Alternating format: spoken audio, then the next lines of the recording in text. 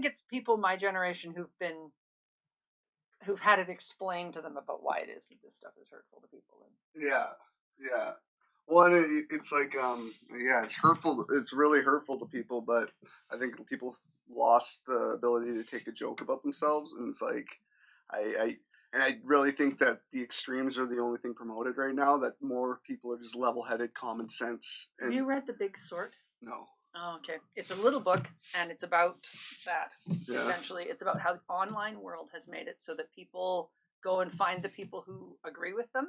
Yeah. And if they find out that they don't agree with them, they attack them until they leave. Yeah. And they end up podding out into these little tiny, I'm the only person in the world and everybody agrees with me. So they're surrounded by this echo chamber where they amplify each other's voices until they become more and more and more extreme.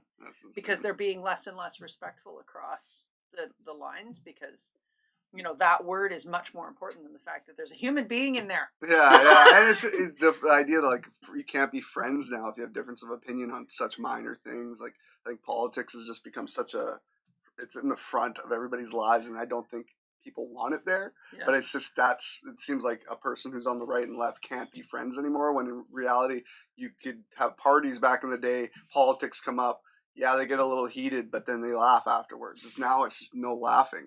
They just drop it. It's like, okay, we don't agree on that part of this division, but we are still in a free democratic society, and we agree on that part, and we still believe that everybody should have their own ability to make their own rules for themselves, mostly, unless they're interfering with somebody else. Like, there's not that many differences between the two sides. Yeah. And they tend to be flashpoint issues, and I think that's built out of that same, I'll say this outrageous thing and you either agree with me or I'm never speaking to you again. Yeah. And I think it's like, it's a little bit different up here, but down in the States especially, it's like you tie yourself to a party and you agree 100% to what that leader says. It doesn't matter if you even personally agree with it, you just side with it. It doesn't even matter if you understand it. Yeah. It's the word salad that's currently coming out, people are like, oh, he's amazing. Like, can you even hear? Like, you just can't hear anything. It's just, he's saying it, therefore it's fine. It's a blind leading the blind, I think, on both sides, and they need like a common ground where it's just one side is, obviously we know they control media. Left side is, we see on social medias and stuff, just like promotion of just making it seem like there's a lot more hate in the world than there is. Yeah. And then there's the right side that is like almost a promotion of hate. Yeah. When in reality, everybody that I've been talking to on just coming in here, it literally seems like there's not one nobody's extremely on either side. It's just like, come on, guys. Like, it's just common ground. It's common sense. Yeah. Like, just like live a life of common sense, and nobody is right now. Yeah. At least on social media, that's what it portrays. Yeah. But yeah, I know in Canada, I do see some of it, but it's not nearly the level of down in the States. Well, we've had three parties for so long that we have you just can't go very far to the extreme, or all of the midline voters are going to the other two parties. Yeah. Like, that centrist kind of notion that, we can all get along on most of the issues, and you can believe that about that, and we'll believe this about this, and that's whatever. But mostly our politicians work together. Yeah. As opposed to, blindly saying no because it's you guys asking. Yeah. It's down. They don't work together down there. No. It's like, and they play tradesies on who's running the country every 8 years. Pretty much, it seems like a guy will get in for 8 years, and then the next part they'll be pissed off, and then they'll go to the next party, and it's just voting out of hatred to vote these people in. And then they spend the whole time bickering back at each other because different areas of the country got different representatives. They're trying to fix things the whole time, or they say they are. And then by the time they have an idea of what they're doing, they're out again. Yeah. So it's a constant cycle. And I always tell people is like, people tend to forget history.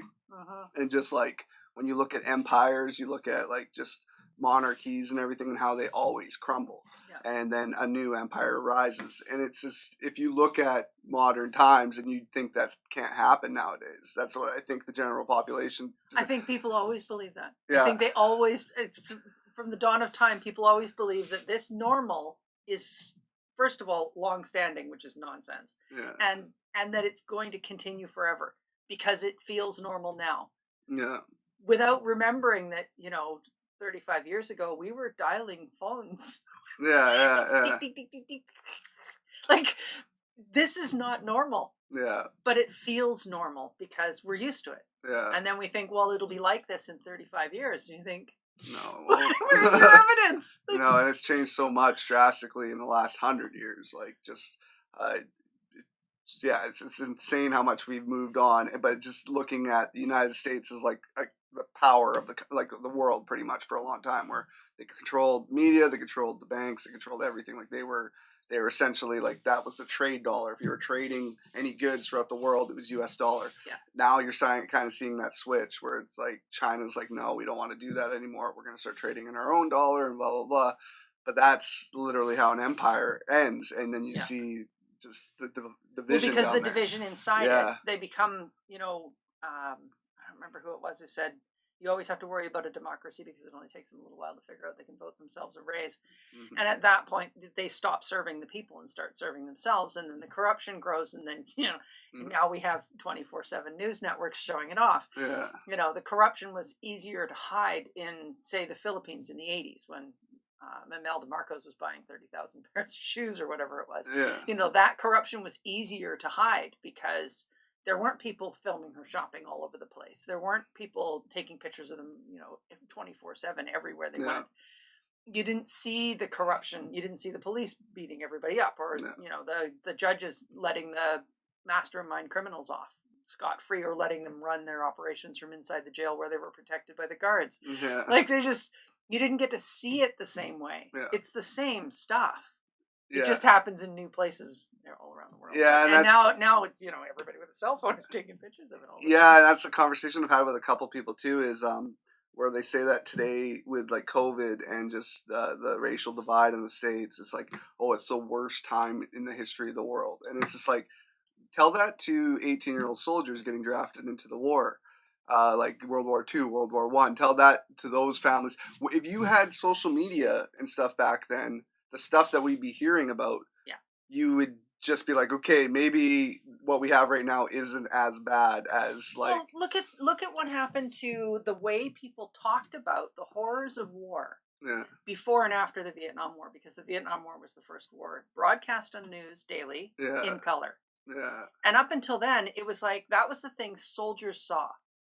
Nobody else saw what was going on. They'd come home wrecked and wounded and stuff, and everybody would be like, "Oh, they're so great," and poor them. They're injured forever, but what a great sacrifice. They didn't see how it happened. Yeah. And as soon as they started seeing how it happened, they had a very different view of what war means and what it's worth and who it's for. Yeah. The same thing is happening now with the racial riots in the United States, because Martin Luther King had lots of film footage, but not the kind of footage all over the country. No. And that stuff was happening all over the country at the same time in the 60s until now. And now, of course, we're seeing it. Up front. All the time on YouTube, on TikTok, it's everywhere now. Yeah. Like, you don't need to be NBC to be showing the news. You can just be somebody with a cell phone and a live feed to Facebook. And it's like you say, like TikTok and like Instagram, you see that stuff on there, and it's not by choice. Like back, if you want to watch news, you go to the news channel. Yeah. If you're on Instagram and you just want to see some funny stuff, or TikTok, people dancing like idiots, if that's what you want to see, and then all of a sudden you scroll down and it's like somebody getting beaten to death by a cop, like it's just like it's such a weird time where there's no filtration the same way. Yeah, it's not broken into channels where if you don't want to watch Golf Channel, you never see golf, right? Yeah, it's everywhere. It's all the time. Well, and as you say, if we'd had the same kind of media in 1900, people would know that the Western world was founded on starvation. Yeah. Because it was the number one killer of men in the Western world in 1900. Wow. Starvation is that recently in our culture. Yeah, and we think it's like hundreds of million years ago or in third world countries or something. Yeah. And it's not. It's not here recently. There's a lot of stuff here recently, like just it's so weird time where people just want to forget history but also bring it up so often. You don't hear about some of the like hardships that were fixed. You only hear about the hardships that they think we haven't yet. Well, like starvation. There are fewer people starving to death today than ever in the history of the world. Yeah. What terrible times we're living in. Yeah. Hang on. Yeah. When we talk about like child poverty in North America, and it's a real thing. Yeah. It is really real. There are Yeah. children who go to bed without dinner, Yeah. but they don't go to bed without dinner for 30 days in a row. Yeah. And that happens in the world. Like that's real poverty. Yeah. The child poverty we have here, their parents have cell phones. Yeah. Like that's how wealthy we are as a culture, is we can actually create a gradation of poverty that isn't, I had to work today so that I could eat today so that I could get up tomorrow to work because there's no food left after dinner. Yeah. Yeah. Like we don't live that, but that exists in the world. That's current. That's real in lots of places. Yeah, no, we're kind of what low class is, and I would say even like the States is a different story. Here is the low class has helped out a little bit more, but there's such a divide in the States for that. But still, the low class in the States here compared to, let's say, Africa, parts of like Asia, like it's ridiculous to think that we have it any bit bad. But at the same time, also with like what we call lower class. And like why I think there's such a racial divide in the States is because these hoods or whatever, these people were placed in these places with low income, like crappy housing, everything, and are expected to break a mold that they're kind of were put in. Well, because they have that underlying sort of basic fantasy story about how everybody, it's called the bootstraps thing, it's that meritocracy, everybody who's worth anything will be able to pull themselves out of anything. It's like you have no idea what it costs to pull yourself out of that in the first place. And you can have literally nothing go wrong. If you can pull yourself out of it, it's possible, but you have to have nothing go wrong. Your car can't break down. You can't get sick. You can't have your kid get sick. You can't have your parents incapacitated and need help. You cannot have anything go wrong if you're going to pull yourself out of there. And the chances against it are so enormous anyways. Like the chances of you not having anything go wrong is just... And it's you're more likely to win the lottery. It's very, it's very, that's almost like what I'm about to say is like, it's to get out of there. It's almost like you have to hit superstardom. You can't just like become go from that to like middle class family person. Like it just can't, that doesn't happen. It's either just jump to like either doing it the wrong way, making a ton of money, or doing it like becoming a superstar, or like that's how you get out of it. But you don't hear about that. Just like middle ground. Like, I grew up in the hood of this place, and then I moved my family to the suburbs. Like that you don't hear that. Like it just doesn't happen. It's the income. It's the lack of income mobility in the United States. They're still very mobile population. They move all the time, way more often than most other countries. But they don't have income mobility. It's actually getting harder and harder to move out of where you are, except downwards, because people in the middle class go bankrupt on their medical bills.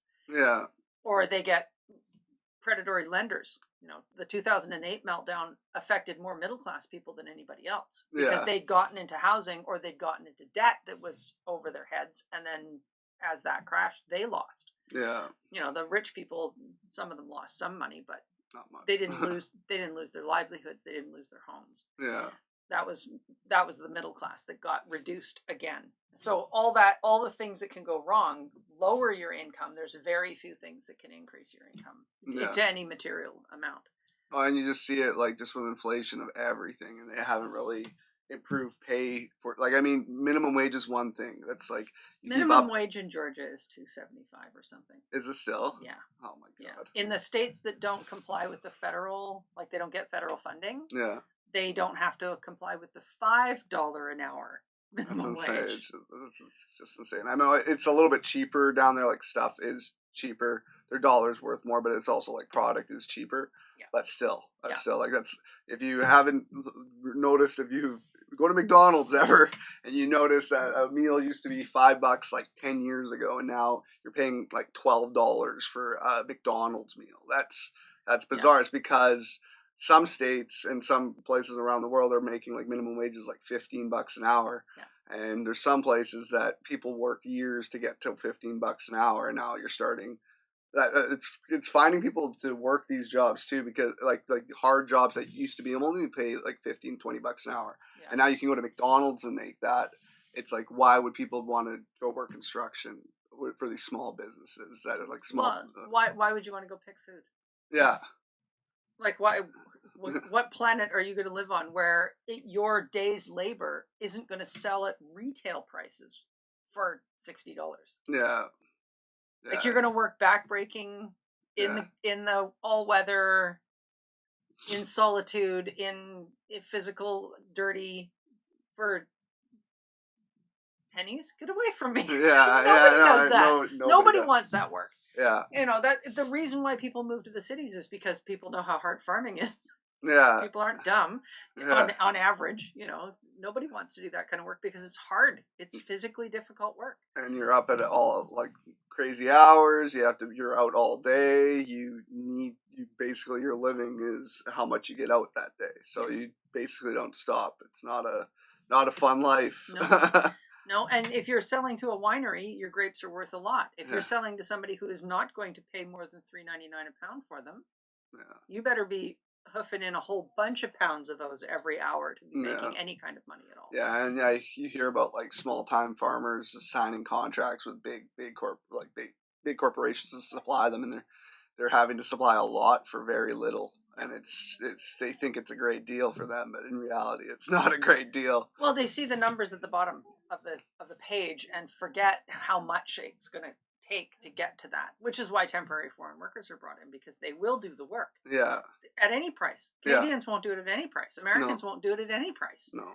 You can't talk them into doing the work, period. It doesn't make any difference. Like you can offer them $10 an hour to pick daffodils, and they'll do it for half an hour, and they'll say this is too hard and go home. Yeah, and it's not just the States either. It's here. Like it's definitely here. I know Pitt Meadows, all the farms there, they have a lot of, I think it's Mexican immigrants that come in because a lot of Filipinos, and I know like even there's a superstore in Pitt Meadows there, and like you see them if you go like at a certain time of the day, they're either done the day or whatever, but literally like waiting for their shuttle, and it's like a lineup, and they're ready to go, and it's crappy work.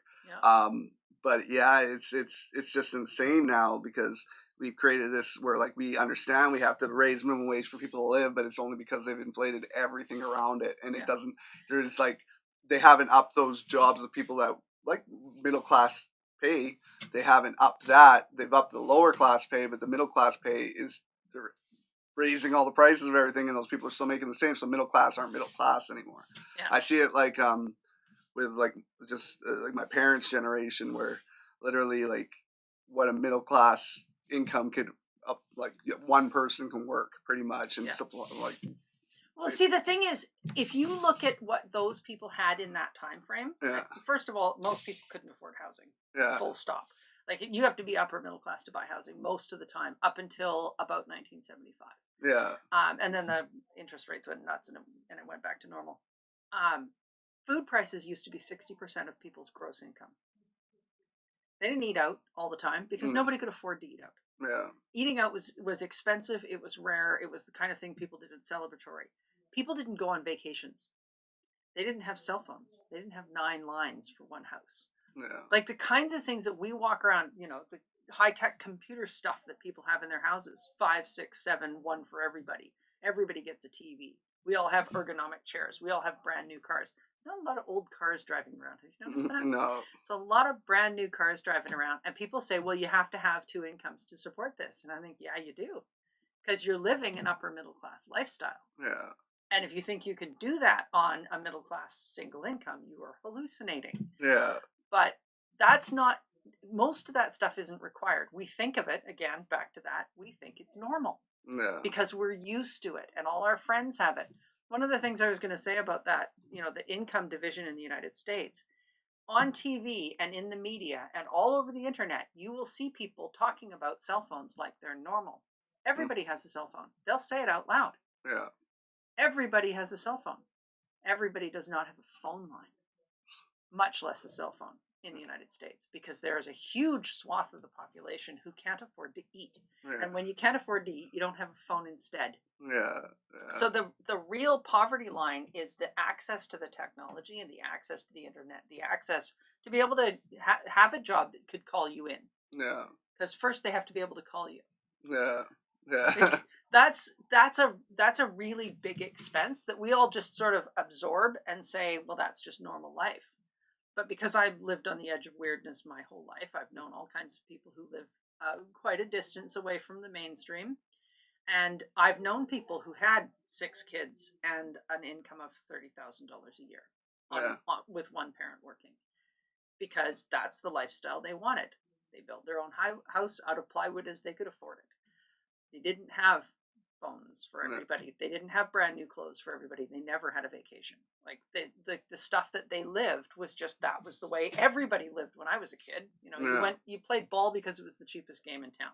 Yeah. And what you need to be able to play is a pair of runners and a glove. Yeah. Yeah. And now if you play ball, you get your own special ball bag with bat. That's all your own. There's $700. And 2 or 3 gloves in case you want to be first baseman and the catcher or something. Yeah. Like everybody's got hoodies and like all the extra stuff that just didn't even exist when I was a kid. Yeah.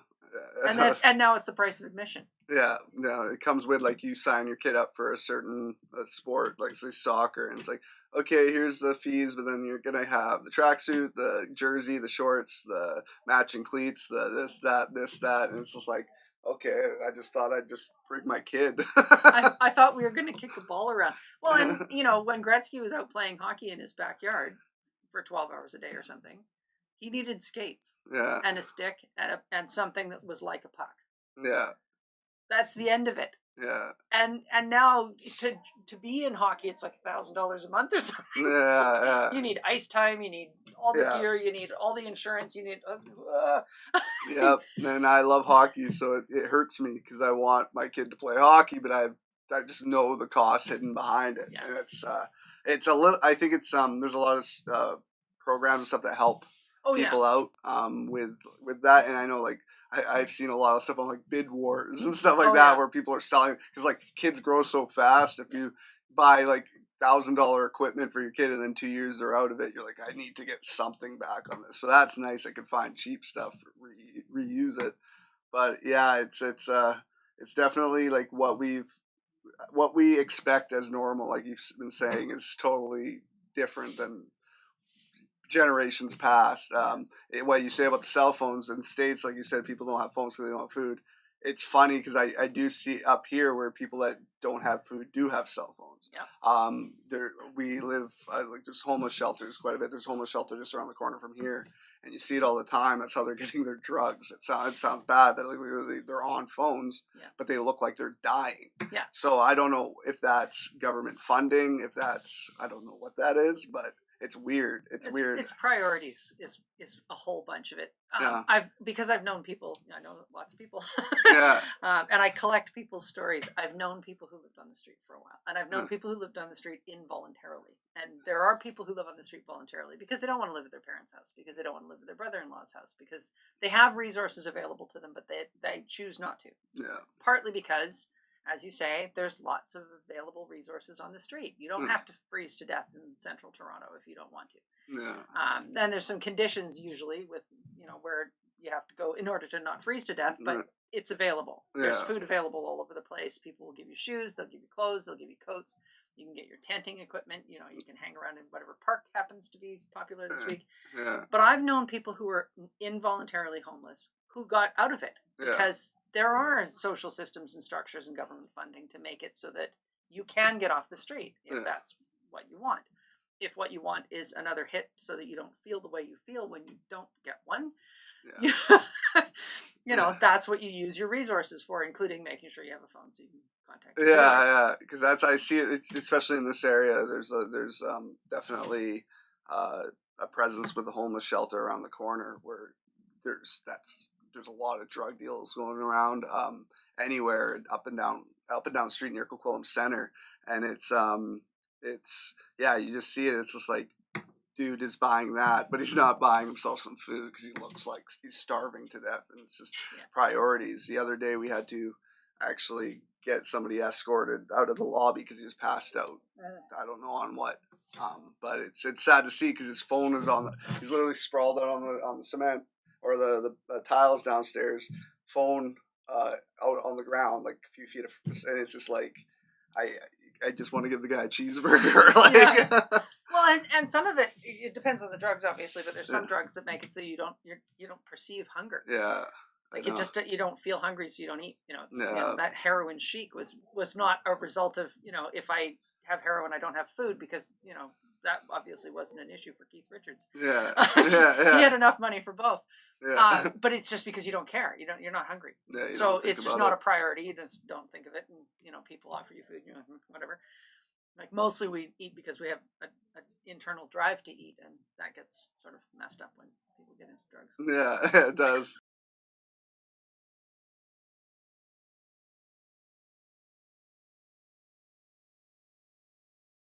Politics kind of drive me crazy. It's just so in the forefront right now that it's annoyingly everywhere. It doesn't matter. You can use my mom's line because I really like it. Oh, she's colorblind and tone deaf in that range because they all look the same and they all sound the same. Yeah, exactly. That's 100% true. And I only think I'd ever get into politics if there was an independent who literally worked with a bunch of people and they come to a consensus, actually what democracy is, and come to a consensus of just logical thinking, and there's no logical thinking on either end right now, because there's always special interest groups who have money to spend on please do it my way. Yeah, always. Yeah, and it's you said, we have 3 parties here. We have more than that technically, but that's who they promote is the 3. Well, we have 3 big parties, funded, big enough, large enough sort of power base of people. In the States, they have 2. And you literally, not only that, do you only have 2, you have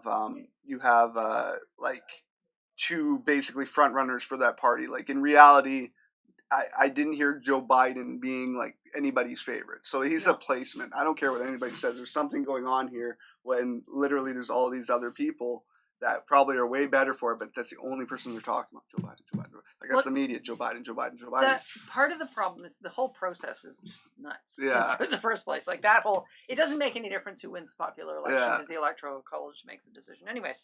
And they don't actually count all the votes because why would you do that? That would be like democracy or something. We're not going to do that. But the whole idea that you vote directly for the president means that what they're trying to do all the time, and this is part of Joe Biden, but it was also, our buddy, the current leader. Trump a dump? Mr. Cheesy. The problem is that they're constantly working against focus groups, and they're constantly working against metrics and polls, and they want the most votes for and the fewest votes against for any one person, which of course means they're looking at either somebody who's a absolute flamethrower that makes everybody talk about them, or they're talking about somebody who's so milquetoast that nobody cares either way. Yeah. It's just so bland and sort of, the no frills version of Kraft dinner. Yeah, It's like macaroni and cheese that doesn't really taste like macaroni or cheese. Yeah. This is the nothing that people will eat if they're starving, but they don't buy on purpose. It'll do. Yeah. And I think that's what Biden is. I think Biden is just, he's the least hated, least flashpoint, most acceptable. Yeah. Yeah, and that's currently available, and I think I don't know that people really vote that way. And I don't think people really vote if that's the case, because I just think if the whole idea that young people don't vote. That's what I hear all the time. Young people don't vote. They're not getting the youth vote. They're not getting ethnic votes down there. They're not getting anything. But the young people aren't voting. Well, you're not gonna get votes between Donald Trump and a guy who looks like he's on the brink of not being able to be the president because he won't be around. Yeah. That so when you have youth coming in, and I think that's where it's bad right now, is the youth that's coming in is so extreme left that it's you can't grab that middle ground person, because they're just oh my god, it's either extremely ridiculously I don't like to use the word soft, but kind of I was going to go communist, but but just soft, just bubble wrap society is what they want. And then you got extreme Donald Trump, and it's just why would anybody vote when you take the Democratic Party down there and you see all these people that are trying to run, and there is people are behind. I hear all these weird kind of almost what's her name from Hawaii. Oh, I don't know. I don't she's actually quite traditional liberal, but she was it Elizabeth Warren? No, I don't know. That's the only one. That's the only. What's her name?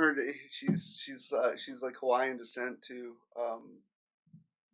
Tulsi Gabbard. Oh, sure. Okay, she was running, and everybody's like, why don't you run for like Libertarian Party, because like she's kind of like that. She's like, no, I consider myself like what a Democrat should be, what we were, and I'm not. That's my dream of running that party. So I know I probably would do better as an independent or somewhere else. Well, except nobody as an independent is getting anywhere in that country. Unless it's a superstar. Because of that. Yeah. Unless it's a superstar. That's what I think. Like, if you get that crazy, like, Kanye's doing what he's doing, but like, it's if you actually. He didn't get the paperwork. Yeah, I know. But if you get like I always say, like my hero, and I've heard it from so many freaking people, it's like Dwayne the Rock Johnson. Oh yeah. Everybody always says he should run for president, and it's funny, and he hasn't said no, he hasn't said yes. But like I do see someone who's widely liked, that's just because they're so celebrity based down there and social media. So that would be the case. I think and you don't know if it's good for the country or bad because it's so just not. It's not what should be happening. Be so different. Different. The lobbyists would have no idea what to do. Yeah, I always thought it would be funny if it was him because it's like the dude is like seems so friendly, can have a nice smile, but then like. He's very intimidating. And then he so like Rock, it's like you like him as your protector of your country, and then like he'd be nice to talk to other countries, but if they mess with you, he could turn it on really fast. Yeah. But yeah, no, that's off subject, but like he really just that's actually a funny idea. Yeah, like I just think that's the only way down there. Like I really think that's the only way an independent would ever win is if it's like somebody with just such celebrity. Like because that would bring out the voters, and that's the biggest. That's actually the biggest problem they have is voter turnout because voter engagement is so low because the voters know their vote doesn't count. Yeah. On a really literal basis, their vote does not count. Yeah. Like it isn't counted, so it doesn't count. And then the electoral college does whatever they wanted to do, anyways. Yeah. And I've never had anybody explain coherently why it is they get to make that decision or what it's based on. It's just bonkers. Yeah. I actually know people who were turned away from the polls because they were packing them up like 4 hours before they closed because they had enough votes for they had as many votes as were going to be counted in that area, anyways. So stupid. Like, what? And then you think of like what are you doing? Where we are in times and how prehistoric the way they do it is, and how like they keep on messing up. Like, oh yeah, Florida needs to recount all this. Like, how does this even happen? Like, it's such we do it with pencils. Yeah, like it's just a piece of paper and a pencil. Like that's a ballot. Like I know how complicated does this need to be? They might be scared of hacking. I don't know if that's what it is, but like reality with today's times, it's like supplying somebody with a link or something. Like, I mean, if you're thinking of people without phones or voting, they're probably not. But like the people with phones put an app or something that literally the day of voting is like, if you're worried, because I feel like the system right now is easy enough that somebody at an office saying, "Oh, I'm a Republican," I see all these Democrat votes, like, like it's that easy. It doesn't. You think. It's not supposed to happen doesn't mean it doesn't happen, as you can tell with a bunch of stuff that's going on in the States with if you say scrutineer, most people in Canada don't know what the scrutineer is, but if you say scrutineer to somebody who's worked in the election in the United States, they don't know what it means. Yeah. Because they don't have them. Whereas we have like every major party and any individual candidate can have volunteers standing there watching the votes being counted. Yeah. Down there they can't. They don't even know what it means. They don't know that you can't do that. Yeah. What? Who does that? We don't have that. It's a really bizarre time. Oh, I know. It's like the whole freedom gets thrown out there a lot. Like we're free. Oh, they haven't been free since the Homeland Security Act. Yeah. At the very, very most recent moment, they lost their right to requiring justification for search and seizure. They lost their right to representation. They lost their right to due process. And they don't have any. They can be held without charge for as long as they want. Yeah, I read an article like a few months ago that was talking about when it was literally when Canada became a country is when the United States went awry. It was literally saying that like there was people that were good for the United States that actually moved up to Canada and started different things because they were starting to do things not right down there, and they wanted nothing to do with power in the United States, so they started working with England or whatever and went and created Canada. So that's where it actually started not being a democracy. Like it started being more like we can control the people, we can they can do anything they want. That's plain and simple. Well, it's an oligarchy. If you can pay for it, you can have it. Yeah, is the way that system actually works. Yeah. You can have whatever you want as long as you can pay for it. And it's the stuff that you're hearing now with just like the pedophile rings and stuff down there, and it's just like it's not conspiracy anymore. It's literally in the mainstream, like. Yeah. Well, it's like the back to the police thing. The problem in the police isn't the problem police. It's not the three people on the street who are beating somebody up. Yeah. It's the fact that when they're finished that, and everybody knows it, and it's all over the internet, and we've all seen the video, they keep their jobs. Yeah. Because from bottom to top, nobody will stop it. Yeah. Yeah. Like there's no Serpico, going out and making sure that there's clean cops in the world. This doesn't exist anymore. No. Like they just don't have any impetus anywhere in the system from top to bottom. The whole bunch of them all just turned a blind eye or go, that's just the way it is. I've done something like that and I don't want anybody calling me out. Yeah. Like it's all like the corruption is top to bottom. It's not the bottom guys. It's not the bottom feeders that are the problem. It's all the way to the top because those are the people who protect the corruption. Yeah, and I think it's also one of these things where schooling and how to get careers and jobs. Some jobs take 8 years to get. You have to take schooling to get like a teacher who doesn't get the pay that they really are deserving of. A cop literally is a training course that they'll give you. Like some people take criminology, some people here it's more than that. Yeah, so like but down there it's not. So it's just like if you made it so someone who's passionate about like criminology, you make somebody who's passionate about law, that's how hard it is to become a police officer. You have to go to school for 8 years and they're still wanting to do it because they're a good person and that's just their passion. You're going to have a good police force. When you're hiring bully Joe that's 18 years old that wasn't that smart in school, but he bullied kids. Couldn't make it into the army, so he joined the cops. Yeah, and then he becomes a cop, and he was already a bully. He was already this, and he was already. They don't check for mental health. They don't check anything. And you give this guy a loaded gun, and you say you are in charge of the public. Like you arm him up like he's going to war. Yeah, and then you expect him to keep the peace. Yeah, so it's just like I always the wrong. I mean, there's people that go to school for 8 years that come out and barely get paid. Like literally, you can come out and make $16 an hour out of 8 years of university. Go get a doctorate in art history and find out how much money. Right, exactly. And then you go pay a cop pretty decently.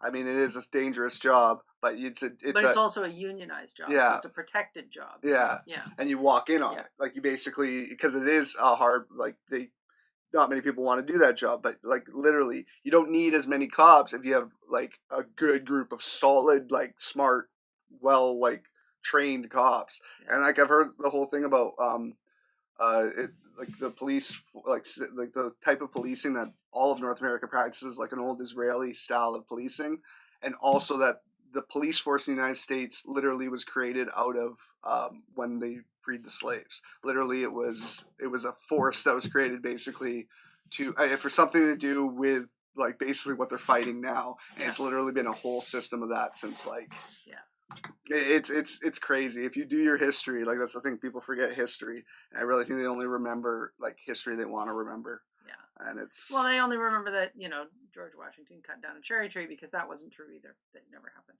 Yeah. Like, the kinds of things that people have been told about history and in schools and, movies, which are great for history. It's fiction. It's pastiche. It's, moral lessons or like it has nothing to do with what actually happened or any people that were alive at the time. Well, they still teach. I don't know if it's the same in Canada. They used to teach it in Canada, but I don't in the States. They still teach that Christopher Columbus was like basically the white founder of that land. When in reality, like Vikings and stuff were here hundreds of years before that. They talk about these in documentaries now, and they still teach it. There's Asians on this continent. That for centuries that's technically what the native they're the pre-Columbian art has Chinese influences because there were Chinese traders and fishermen that would come across the Pacific from time to time.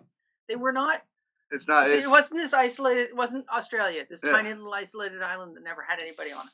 No, like that never had anybody else come ever. No, it was definitely there were white people on this coast. There were white people in the central Canada. There were white they were around, and there was lots of Asian people here. Yeah, And even like I've heard like the traditional, like if you talk about BC native Indians, Mm-hmm. they came like originally from like Asia, Oh Russia yeah, all the area, like Aleutian over it Islands. through Yeah. Alaska, all that too. Like they like there was land that you could cross. There was small, like they've been here for a long time, but they want to take it as their own. I don't know what it is. It's always been that where it's like American history is only history. Nothing happened before this happened, and Yeah. it's not correct Well, it's whatsoever. the whole idea that the first people. It's like, well, you have to go back to when they're the first people, like 70,000 years actually. But Yeah, good try. yeah, Not that recently, yeah, actually. yeah, Not that recently. yeah. Yeah. And or even like European countries going to Latin countries, and it's the Spanish going into Mexico. Like it's Well, or the Dutch going into Indonesia, yeah, like all that colonization, all that exploration. yeah. They didn't go into a country that was empty, No, and that's not when history started. no, It really. wasn't discovered. Yeah, I know. Yeah, no, it's yeah, They already knew it was there. yeah, and I think that's the problem we got today is there's so much information, but it's only the information they want you to have that you really, unless you dig for it, it's just. I always use like just the fact that opinions are what are being taught.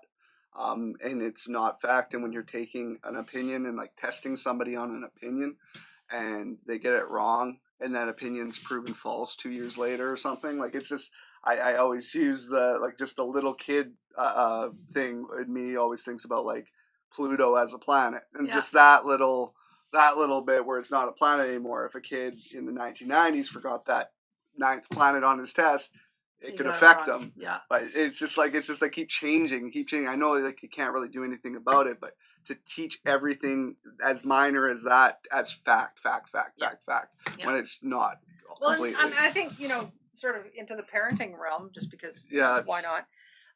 I think one of the biggest flaws with education today in Canada, for sure, because Canada does have the resources for this to be possible. Why on earth are they teaching children how to be Google? yeah, Google's better at it. Why on earth would I have to remember that stuff when I can look it up? Why not start right at the beginning and teach children how to evaluate information yeah, and evaluate the source and find older sources and find other perspectives, and like, why are we acting like this textbook that I promise you was written in 1954 yeah, and has had the pictures updated since then, but none of the words, not even the pagination, has yeah, changed.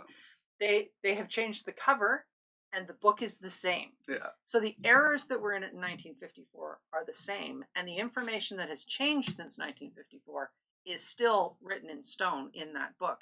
And they're teaching children in grade 2 and 3 facts that weren't true in yeah, 1954 yeah, in an environment where you can turn to the person next to you and say, "Could you look it up?" yeah, And in under a second, you have 400 answers. yeah, Why are we teaching this way? yeah, Because it's easier to test? yeah, What yeah, does the test tell you? That somebody's good at taking tests. Congratulations. When will you get paid to do that?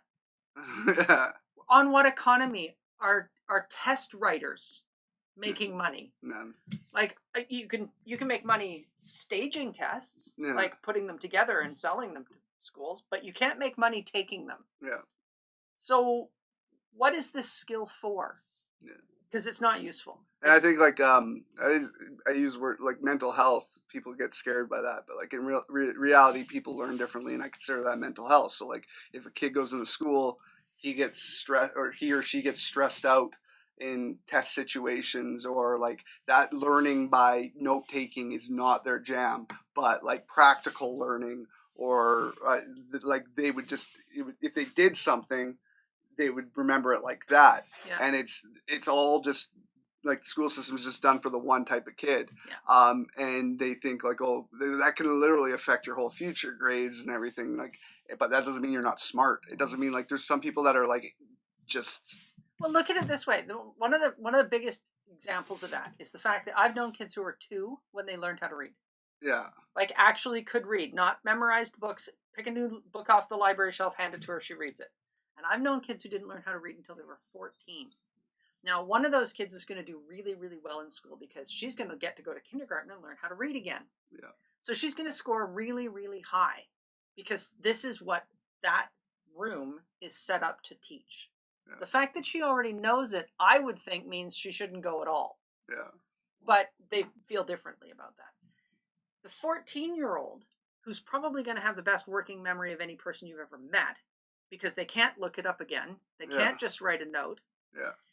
That person is going to have, what, 7 years of feeling like a total idiot and a complete failure in a system that's trying to work on him so that he can learn how to, make up for this terrible lack in his life that is just developmental. Yeah. So he's going to be at a huge disadvantage, fail all the way through school, when the only difference between them is their own brain development. Yeah. It's nothing to do with intelligence. It's only brain development. It would be like saying, well, the kid who learns to walk at 9 months is way smarter than the kid who learns to walk at 18 months. Yeah. And by 2, you can't tell them apart. Yeah. What do you mean they're smarter? Yeah. They're just doing this at a different pace. Yeah. And there's no latitude for that in the school system, as Sir Ken Robinson says in one of his hilarious TED Talks. The most important fact in a school system is your date of manufacture. Yeah. Nothing else matters. We're going to sort you based on your date of manufacture. And I personally believe that the reason for that is to break up family bonds. Yeah. Because as long as they're in age ranges, they're unlikely to end up in the same class as somebody in their family. Yeah. And they have a policy of splitting twins and triplets into different classes whenever it's possible. Really?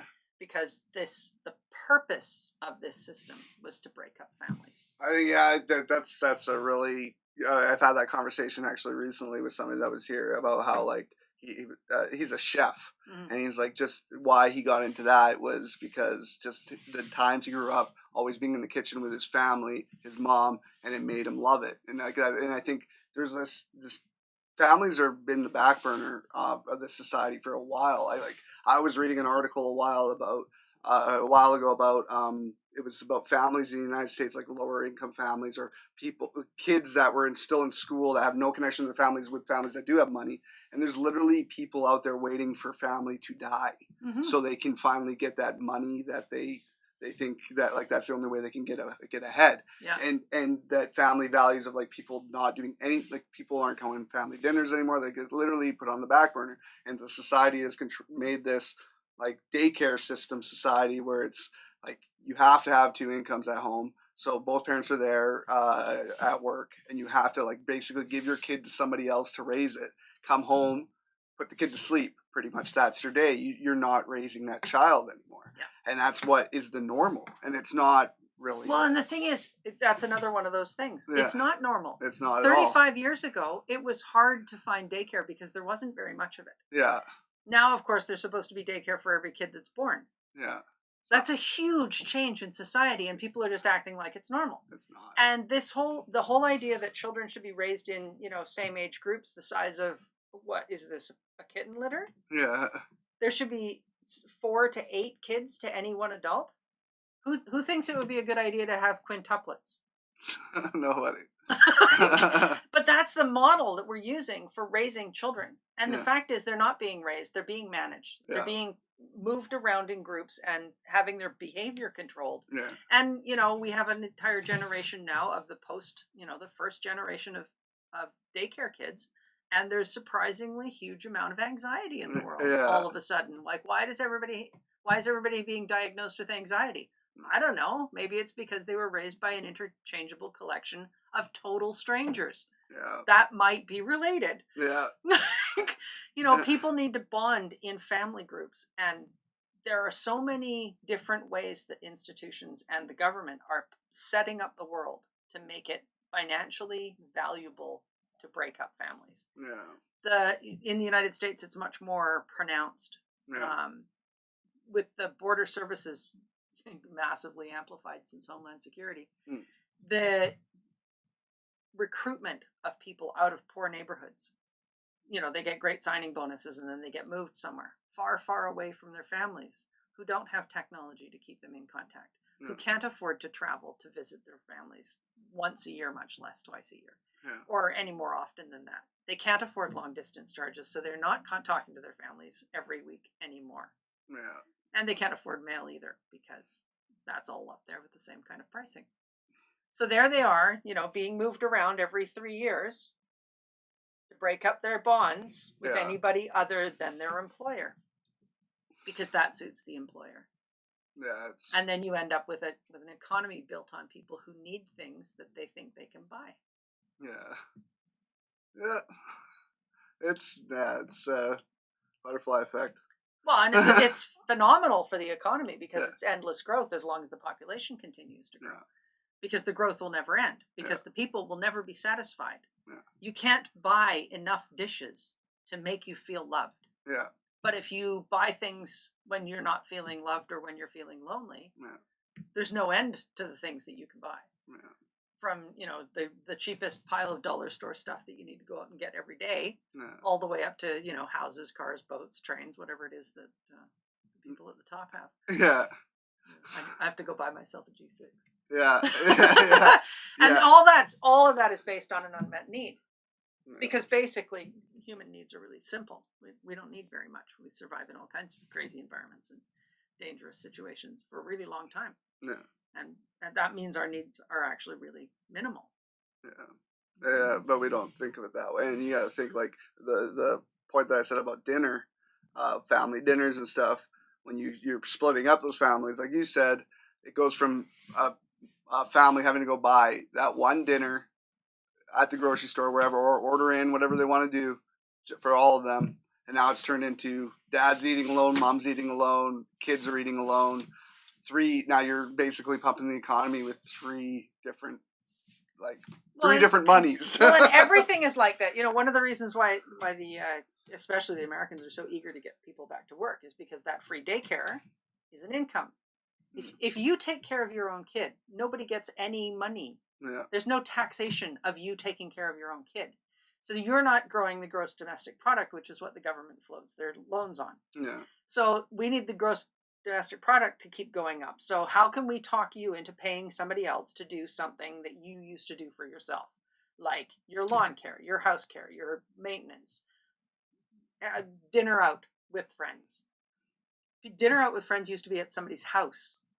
And now it's at a restaurant where there's a cook, a dishwasher, a server, a front of house manager, and probably an owner. That's 5 people's income adding to the gross domestic product and the taxation bottom line. And if you stay home and make yourself dinner, there's only like the farmer, the grocery store, and nobody else is getting paid. So it's all economy based. Everything is always economy based. Well, and people say that, and it's funny, because it hasn't been true very long. That's true now. It's another one of those, we think of this as normal. No, it's not. There's nothing about this as normal. No. And in other cultures, they don't understand it.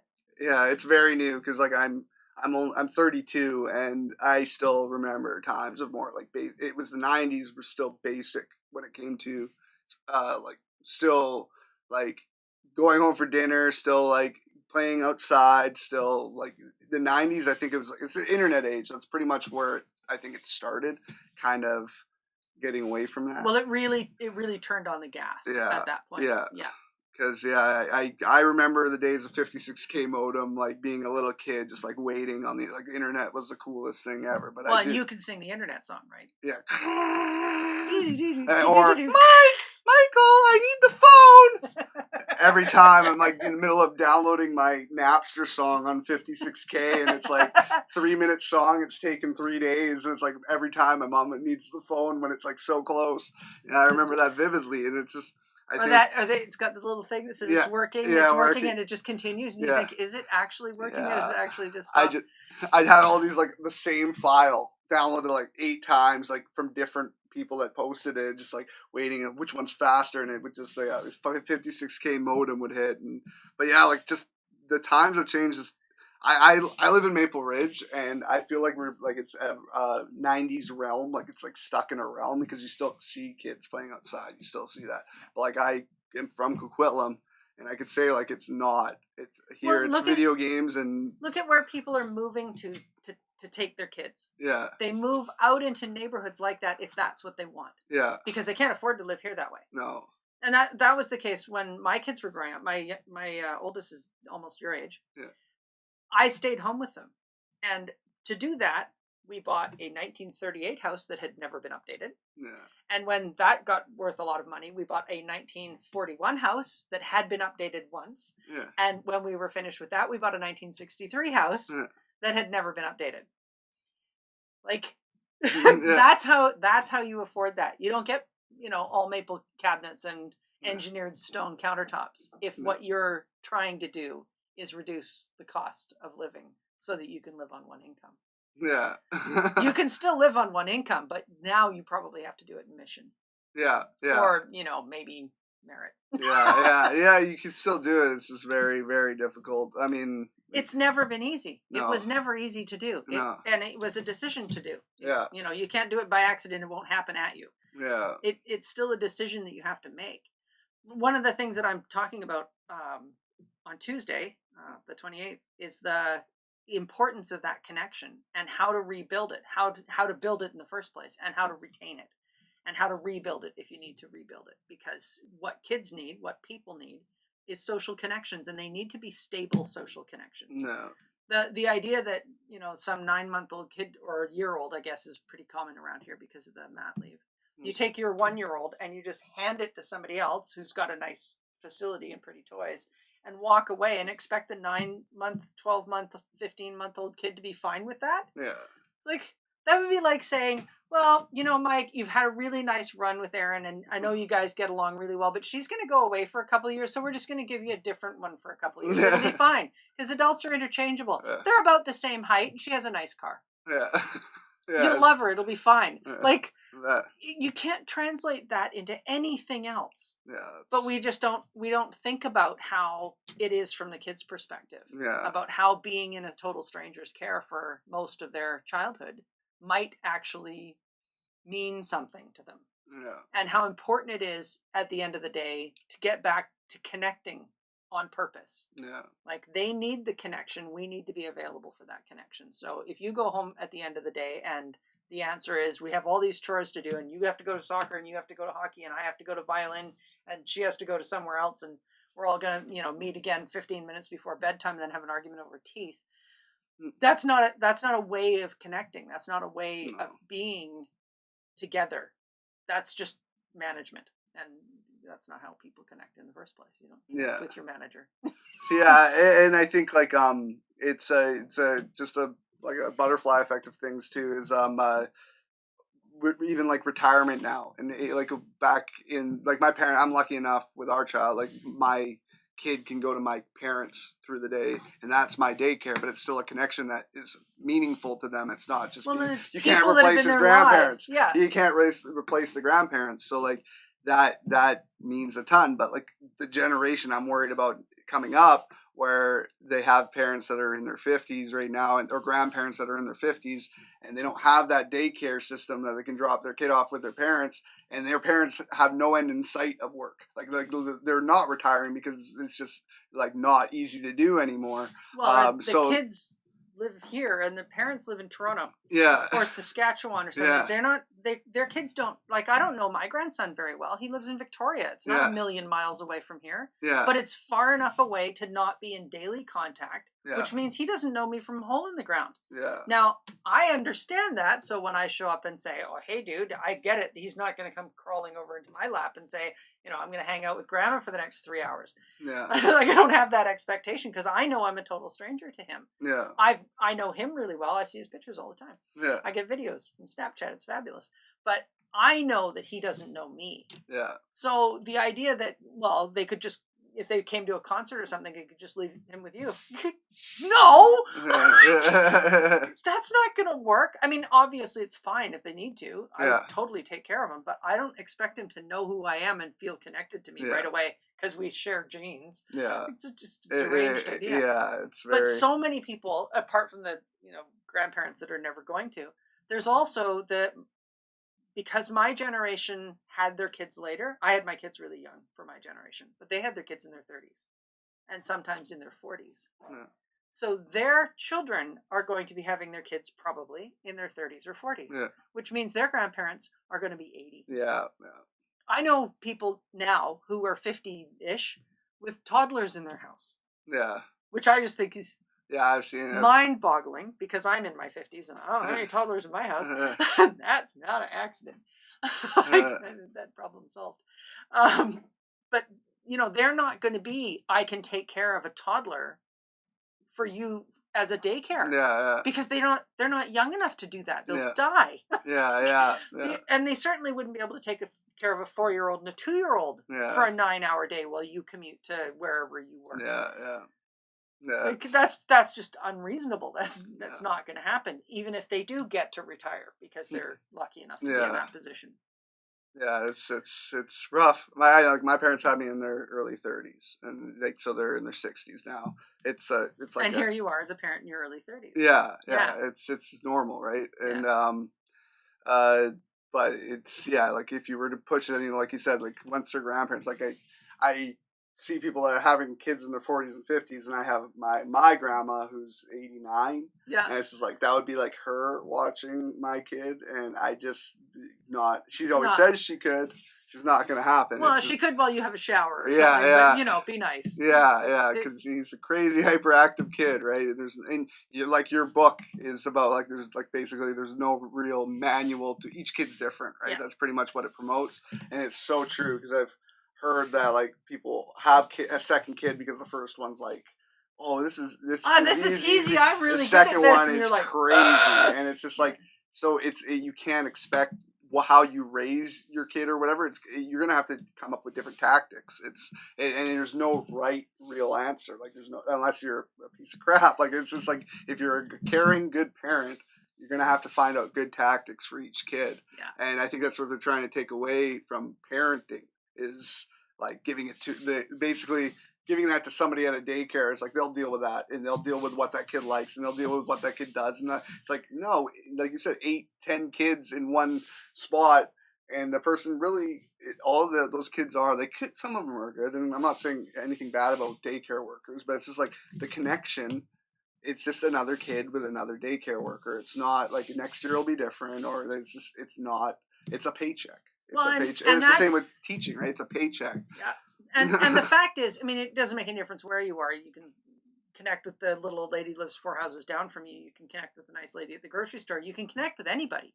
But the idea that it's possible for a daycare worker to really connect and get to know a kid in the short period of time they're going to have with them, because it is going to be short. They're not going with them. They're not following them to school.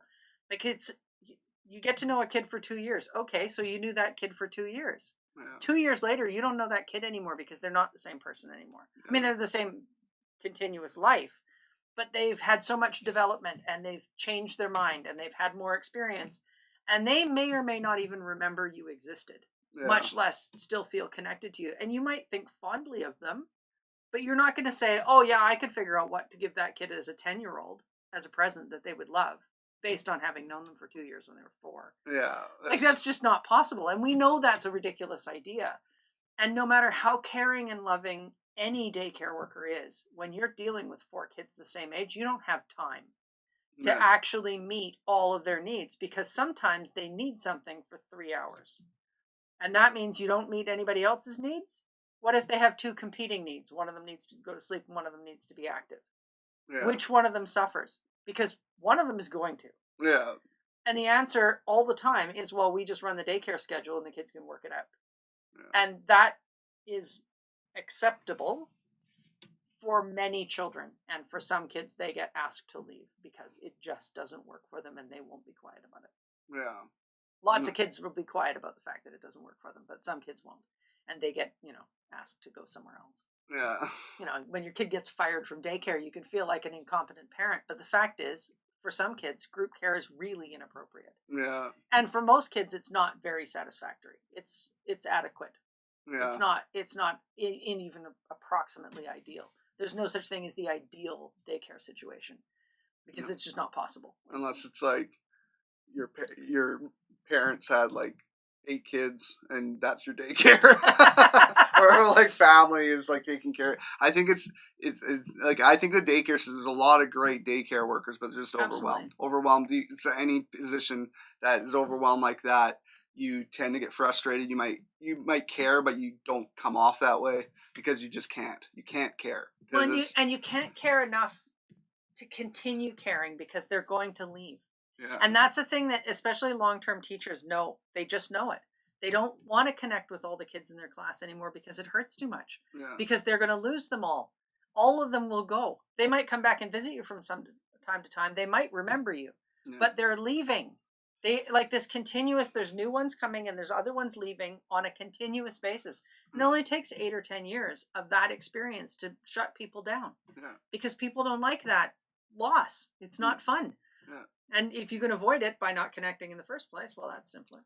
And it's just like any human connection. People think of like adults as differently from kids, and it's like I remember my favorite teachers, and there was more of a connection between me and that teacher, more so between me and them than they had with other people in the class. And it's just like that's human connection. People, if you like the same kinds of things that they see like almost themselves in you as when they were a kid or whatever, like they're gonna like they're not going to like every kid the same in their classroom, in their daycare. And it doesn't mean the kid's bad or anything. It's just that that's what they connect with.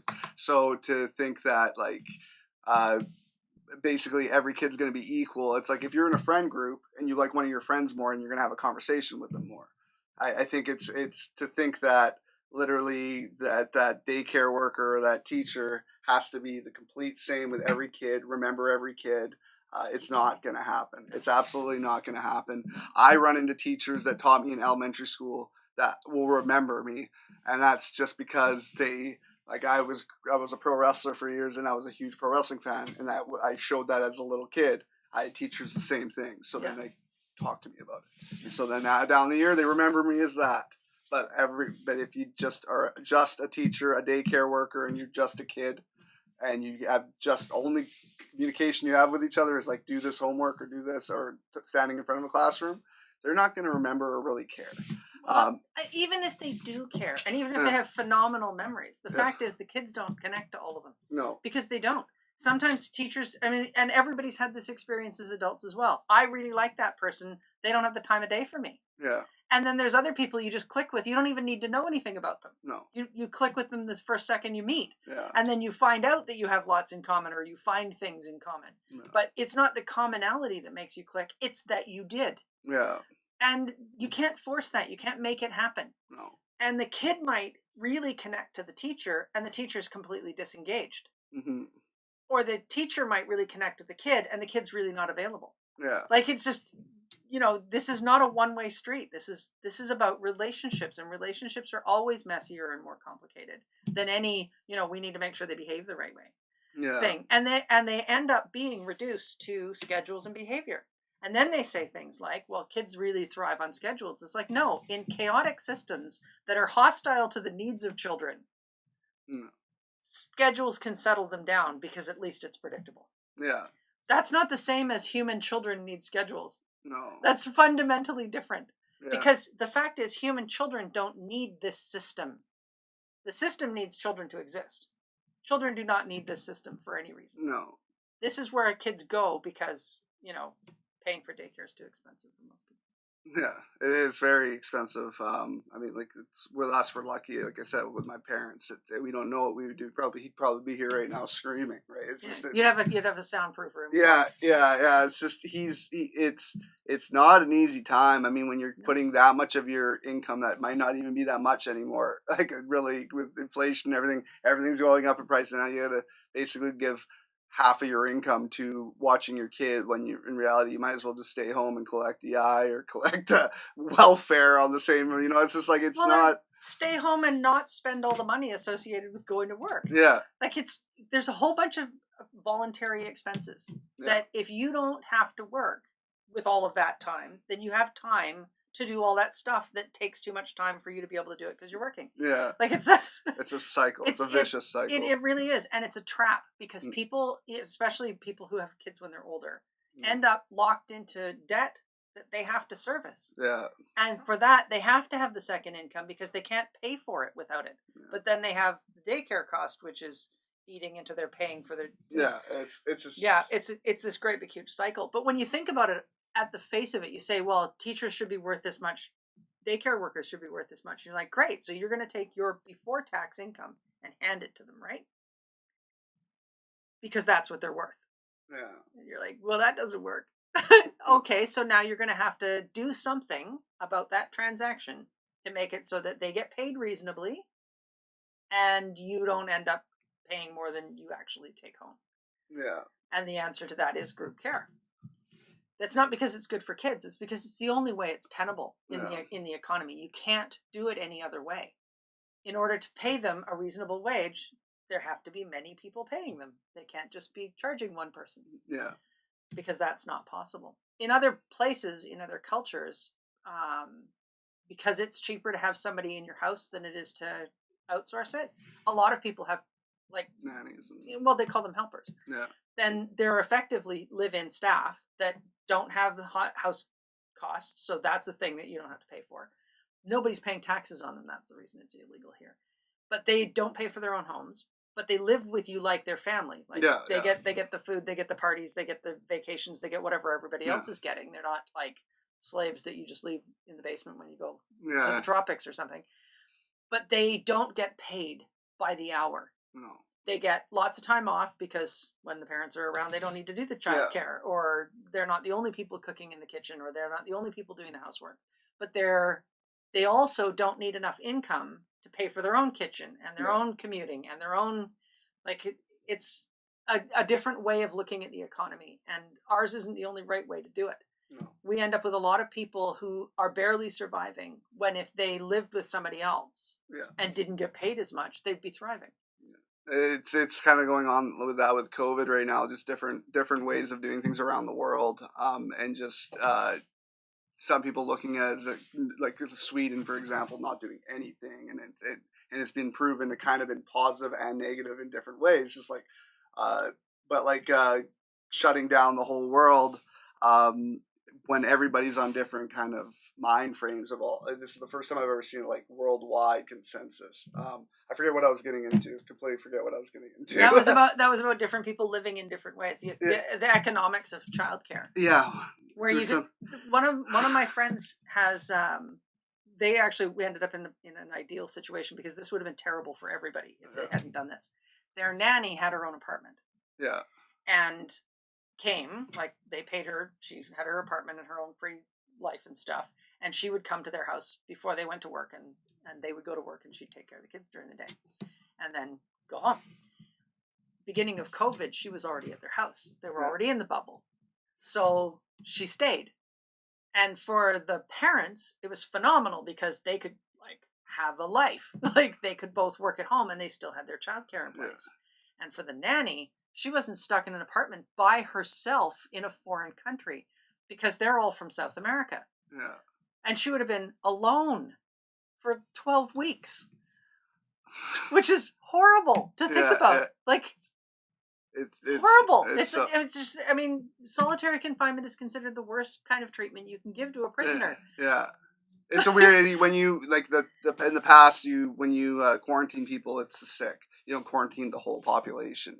And like you said, 12 weeks in solitary confinement. If you did that to somebody in prison, that's like torture. Like it's insane. Yeah. So I think there actually have been other total isolation things where everybody stayed in their own families and things were delivered to their gates, not to their houses, and really people were very separated.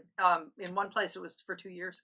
Really? Yeah. I don't remember what the disease was, but it was somewhere in Central Europe that somebody was talking about when they grew up. They spent 2 years without any other kids around, without ever being allowed out of their yard. Yeah. I know, like COVID, everybody's done it differently with how they basically Canada's been handouts. It's pretty much what they've been doing, handouts, and it's putting us billions of dollars in debt. Yeah. When like I've heard of other like ways of doing it, it's like it really just depends. There's no real right way. There's no real wrong way. It's just like different ways. And like I think what the problem with what they did here is how much money we're going into debt when you could literally just freeze freeze contracts, freeze payments, freeze everything, and then extend. Yeah. Basically, I was reading is that one of the European countries did that, where it's just like freeze a mortgage. As long as this goes on, that's how long your mortgage is going to extend to. If you sign a 3-year contract and you had 2.5 years left from the day that we shut this down, you add those months until we're normal. Yeah. And it's just like, that's not, to me, I'm not in the economy and I don't know anything. To me, that sounds like the way to do it. The way they're doing it now is like, continue to pay your stuff on loans that you're going to have to pay back. And we're going to give you all this tax money that isn't real. And we're going to be hundreds of billions to probably trillions of dollars of debt after we give people handouts pretty much to stay home. And some of these people are making more on this handout than they are working their jobs. So why would they go back to work? I'm scared to go back to work. That's how they're acting. There's a lot of people that are just using this as a, like, oh, I get a really long vacation where the government's sending me checks. The really exciting part about that is that they haven't withheld taxes on it. No. So after they've spent all this, happy money, I was talking to people in the States who are like, what did you spend your stimulus check on?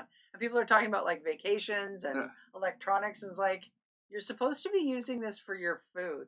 Yeah. Actually. Yeah. What are you doing? Well, and there's no screening. But, yeah. Well, and I think the lack of screening was very sensible, because anything the government's decided to screen is like 15 years later. You might get a phone call. But, that's a great way of creating a drag factor that is just really long. But I think they needed to say right up front, you are going to be taxed on this. Yeah.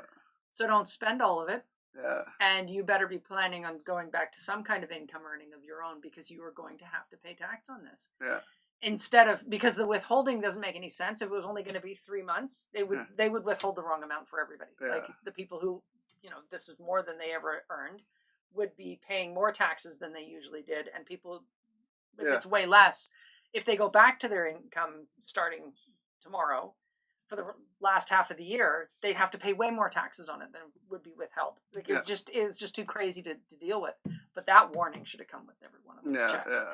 Like, you are going to have to pay tax on this. Yeah. At your highest marginal rate. That little line at the bottom of the website that's just like, read this, and this is actually what's going to happen to you. That's what I think they did. Under the copyright 2020 thing, like, nobody reads that. But I think the issue is there had, like, the no screening thing, like you said, has been a positive, but it's also been the negative, where people, like, with no set addresses, like literally homeless with problems, are getting these checks and spending it on things that they shouldn't. And then how are you going to find these people to make them pay those taxes back? That's where it's just like an issue. Yeah, I've openly heard conversation like through down on the street over there, just like how, like, oh, did you get your check? Yeah, I got my check. And it's just like, that's not good. That is really not what it was for. And when you see overdose deaths have like shot up since COVID, and same with suicide, like mental health is I think the biggest thing coming out of this is mental health. It's just,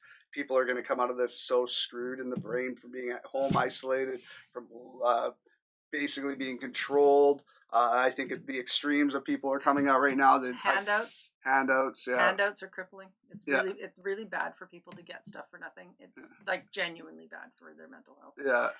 It sounds like a good idea. It sounds nice. Yeah. During the 2008 meltdown in the States, there was some guy wandering around, I don't remember, Chicago or Detroit or somewhere, making himself feel good by handing out $100 bills to people who he thought needed money on the street. Yeah. And I think, well, that probably made you feel really good. But what you've done is taught a whole bunch of people inadvertently, without their awareness and without you intending to, that standing around in the street might be lucrative, so you should probably do more of it. Yeah. Like, that's actually really damaging to people. Yeah. And you get to walk around feeling great and shiny and have, all your fans who think you're wonderful on the off chance you might have another 100. But that's not nice. That's not a kindness to people. That's actually quite cruel. And it's very, very selfish. Yeah. It's made to look generous, but it's actually deep selfishness that provokes that kind of behavior. Yeah. I need to be patted on the back and accolades and all that kind of stuff, and that's not good for people at all. Yeah. Whereas helping people be self-sufficient is very effective, very helpful. And I think one of the first things that they did wrong was the word. I think they should have said physical distancing. Yeah. When they said social distancing, people immediately went to social isolation and then thought, well, I can't talk to anybody. and they didn't. A lot of people said, people online said, I haven't talked to anybody in 3 weeks. It's like, why, did your phone die? Yeah. It's just, like, what are you waiting for? It's going to come through the phone. The virus is going to come through the phone. Yeah, like, you can't talk to anybody. You have to be socially distanced. Like, no. You can socialize on the phone. I promise. I've done it all my life. Like, no, you don't know. You don't have to do that. You have to be physically distant. It's not. Yeah. I think the word was wrong. I think they really should have made it emphasized very clearly. If you usually see these people and you're not comfortable talking on the phone, get better at talking on the phone. Yeah. Be in contact with the people you normally see in the same kind of time frames that you normally are in contact with them. Yeah. That would have been much healthier for everybody involved. And how they delivered it, because it came out as a control factor. It came out, and you're always going to get those anarchists and people that just doesn't matter what you say. If you tell them to do anything, they're going to not comply. They're going to be pissed off about it. So it's I think the way they delivered it is where it's like you're almost people that decide not to comply. Like a bribe to stay home. Yeah, and they just delivered it so wrong to a point where you either got people super frightened or super pissed off, and it's just like the respect was lost. In reality, like I think most people, it's like if you walk into a business and are asked to wear a mask because that's their precaution, they want everybody in. Do it. Like it's like that's just out of courtesy, and that's their decision. You are wearing pants. Yeah. Which is actually about disease. Yeah. Like you don't want to sit on a soft chair on the bus that somebody with something you could catch was sitting on last. Yeah. That's why we wear pants. Yeah. And unless you protest pants, I'm really not going to listen to the protest of masks. It just sounds dumb. Yeah. It's just be courteous to people, and like I just think that's been lost for some reason. Where it's just like. Well, I think Bonnie Henry did it really well. She's just a very she's good. Done it very well. That's why she's got international press, and it's our numbers. Yeah, are down. I can get into that totally different. Where the numbers thing is just, I think, a crock everywhere in the world because we saw it personally here where we weren't feeling the greatest a few months ago. Me and Erin. Mine went away really quick, but she kept trying to call the line, doctors and stuff, trying to get through to even get tested. It was almost impossible to get tested. Yeah. She found out it was allergies. Like after a couple of weeks, finally getting the doctors like, no, we looked at every year you get sick around this time. It's allergies. Okay, that's awesome. We shouldn't have stayed home for as long as we did. Now we're pissed off about it, but it's just it's just I don't. The whole numbers thing is just unless you have like mandatory like everybody get tested, the numbers aren't ever going to make sense. Because they're like, oh, if you're symptomatic but you seem okay, stay home. We're not going to test you. But this is how many people have it, and it's just like okay, that's. But that's the same with everything. When it first came out, and everybody's like, oh, it's just another flu, or it's like the flu, or it's not as bad as the flu, or something imaginary like that. I've had the flu twice, and there's 100% of those statistics are not included anywhere because I never told anybody I had the flu. Yeah. I stayed at home trying not to die. Yeah. And got better. Yeah. So because I didn't access medical care, I was never part of those statistics. Yeah.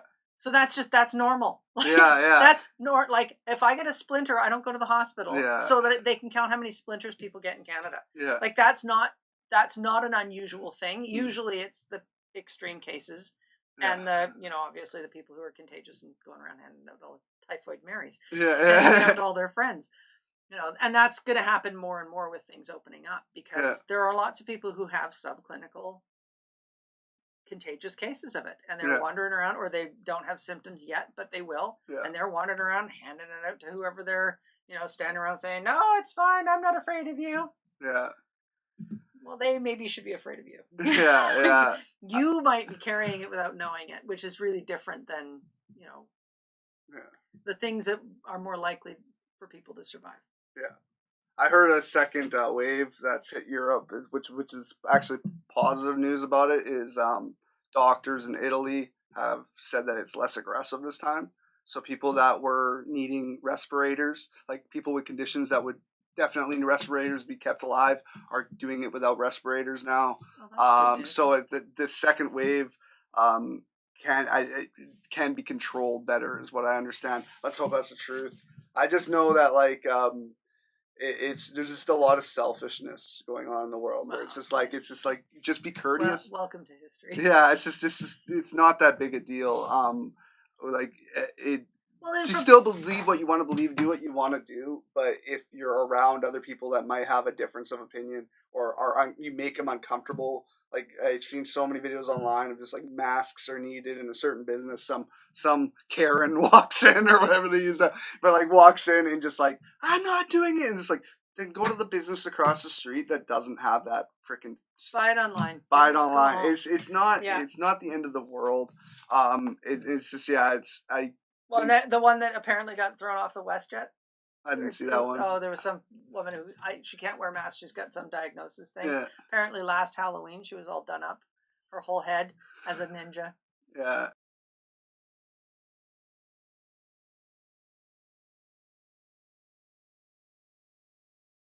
I like the people.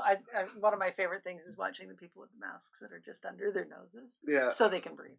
I think, well, that's like wearing your pants just under your, and then, so you can wearing pants at your knees, so you don't have to take them off if you need to pee. I like it. It's just I don't miss the point there. I think. Yeah. It's. I think it's just crazy times to be alive, and everybody's looking to fight. There's no time for healthy debate. There's no room for it, apparently. And well, there's a lack of intelligence. I heard and I think there's a whole lot of people who've been taught.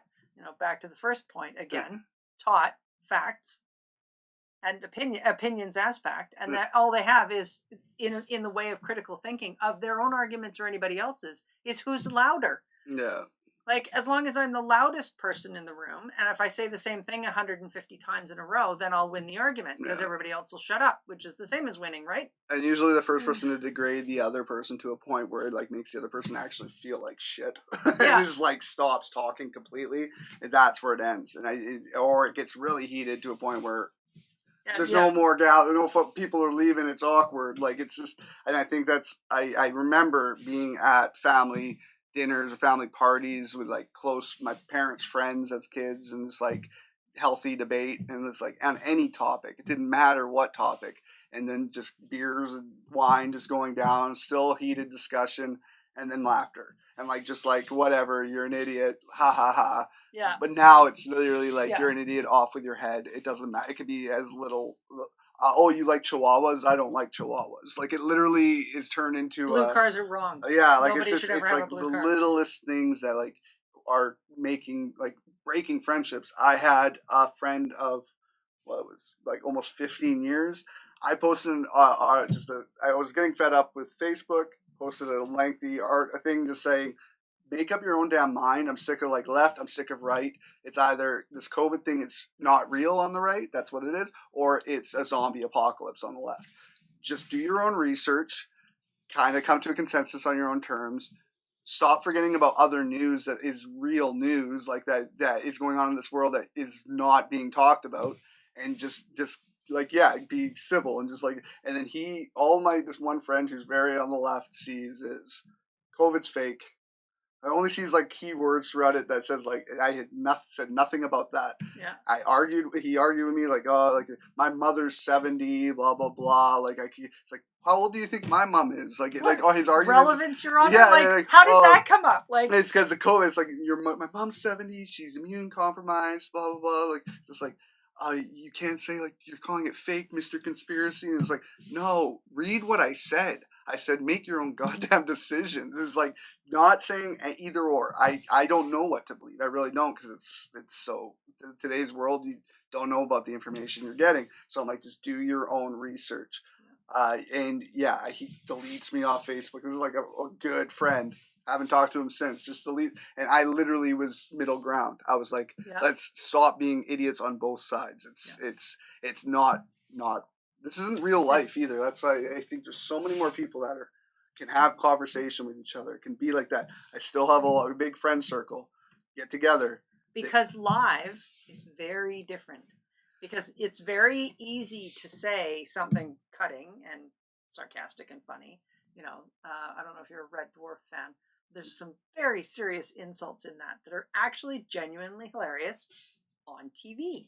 Yeah. And when you say them to somebody live, they are horrifically offensive. Yeah.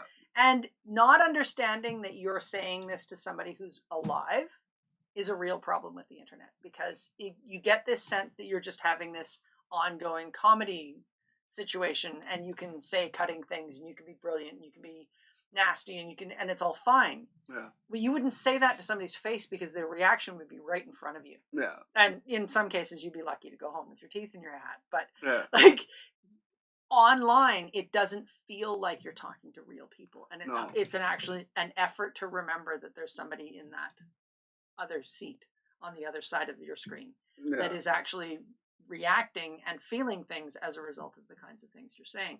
It's really, really hard to forget that online. It's very hard to forget that in real life. Yeah. Which is why at the parties, if it gets too heated, somebody will make some joke or something and steer the conversation away from it. Yeah. If it gets, or somebody's like, "Hey buddy, that's a little bit too far." Yeah. Where you don't get that sort of course correction, you don't get the facial expressions, you don't get to see somebody like shocked by what you just said. Yeah. Like you don't get the feedback the same way. And then nowadays, if you do have that person that tries to like drop a comment in, like, "Hey, be civil, guys, come on," everybody just acts like it didn't even happen. Or they'll read it and they'll attack that person, being like, "What you're saying? You don't side with this? Like, you're not siding with me? You're not?" And then it turns into that. Like it's just that whole thing. Like if you don't support far left movement right now, you're a Trump supporter, and that's far from the truth, right? Like it's just even up here, like that's what people go to because we're so media controlled by American media up here. Like even as I was a kid, you turn on the TV, flip through the channels. What do we have? Like 11 Canadian channels or something, and the rest is American media. And it's just like, what did I watch as a kid? It was sports and Simpsons and stuff, and it's just like cartoons, Fox. So it's like, and that's it. I know more. If you want to ask me about like American history and Canadian history, presidents to prime ministers, I can name a lot more presidents than I can prime ministers. I can name probably, I could, if you name the states, I can name the capitals. Like I know so much about them, and I really don't care because it's so embedded. It's just embedded, right? And it's just, it's just insane. It's that funny thing, yeah. I actually had a funny moment. I've done it a couple of times just because every now and then I like to check back and see if it's still true. I like to call up the cable company and ask them for a no American network package. What do you get? 3 channels? No, you can't do it. Can't do it. You can't have it. Yeah. You can't even have basic cable that has no American channels in it. You can't have just Canadian channels. Yeah. You can't have Canadian and Spanish channels. You can't have Canadian, Japanese, and American, Slovakian channels. You get American channels at the basic level. You cannot get cable without American channels. Yeah, you get all the like the NBCs, the CBSs, ABCs, and the PBS. Literally every major network they have, and it's just and it's part of our basic cable. And I said, I'm in Canada. I don't want to watch American anything. Yeah, and I don't watch it because I don't. But here I am. That's what's funny is paying Canadian cable companies to bring me cable that I don't want. Yeah. Thanks, guys. That's my parents have a place in the States, just just outside of like Bellingham, like Mount Baker, like a just base of it kind of area. But like they go down there, and they what were we talking about? I'm so tired. My kid. You have a toddler, right? Yeah. What were we talking about? Cable. Cable. Yeah. So down in the States, you go to their trailer. They have a couple Canadian channels, but they're like Bellingham. Like they're like border. Yeah. But this is just across the border. You see how many other Canadian channels besides the like CBC? Nothing. Zero. Yeah. Up here, like you're more likely to have some network from New York than you are from Ontario from here. Like it's just like it doesn't make sense. It really doesn't make sense. They have that's the whole what was Rick Mercer like back in the day when you go down to the States and ask him questions about Canadians and like literally ask them the stupidest questions in the world, and they were so like, oh yeah, it is igloos up there. Like the one big city in Saskatchewan that was that's we now have a city. We've got a city in Saskatchewan. What did we have? Like I know me growing up as a kid, almost as like me growing up as a kid, seeing the United States so much on TV and seeing like amusement parks, sports, all like that. Even people in Canada saying things like, "I'll take the fifth," and you can't record a private conversation. Yeah. It's like, actually you can, and it is admissible in court. This is not the United States. We don't have the Constitution, guys. That's an American thing. We don't have the First Amendment, like all that stuff. We don't have those, but people, because they watch Law and Order or whatever, they think because Canada and the U.S. are sort of similar, that our laws are similar, and in very many ways they have nothing to do with each other. Yeah, it's crazy. But people talk about how ridiculous it is that Americans don't know anything about Canadians because we're, we border on them, and then they're like, well, that's a superpower. It's like, okay, I'll take that argument and I'll push it north. We border another superpower. Do they have states or provinces? Do you know about Russia? Like, what do you know about their political history? Do they have provincial leaders like prime ministers or governors, or do you know? I don't know. Exactly. So I mean, like, I care about that kind of stuff too, and I just don't. Well, yeah, and you just stand there going, I know Mexico has states, Like, yeah. But yeah, we don't know anything about that, and we think it's funny that they don't know anything about us. It's like, well, hang on.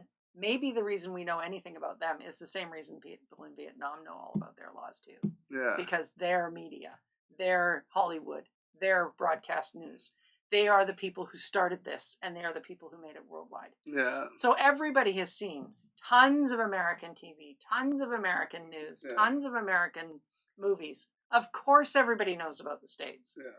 It's even popular in countries that like have hatred for America and stuff, where it's like, I mean, a whole industry that people don't realize, like Bollywood, being based off of Hollywood, has actually outgrossed Hollywood. Like, because India is such the highest population in the world. I think, I don't know. Like, no, China is, but is India right behind them? Or, and it's insane, and that industry is just absolutely massive, based on Western culture. Like, that's how they created basically a B grade version of it, but actually almost like jumped above it. Yeah. Like, at first the movies seemed corny, and now they're like multi-million-dollar productions, just like they are here, and it's American based.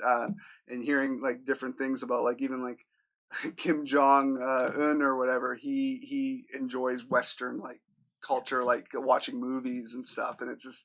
And when you think of him or the country he's part of, it's like, would be completely against freedom of speech. Like, you heard about the movie that they did years ago, The Interview, about like kind of joking that was about hilarious. it. Yeah, it's just like, but he actually enjoys Western culture. Maybe not that movie, but it's just, it's more, they control a lot more than we think. Well, I don't know that they control it. It's just such a huge weight of influence. Like, they've just got such a deep well of how much and for how long, when nobody else was producing anything.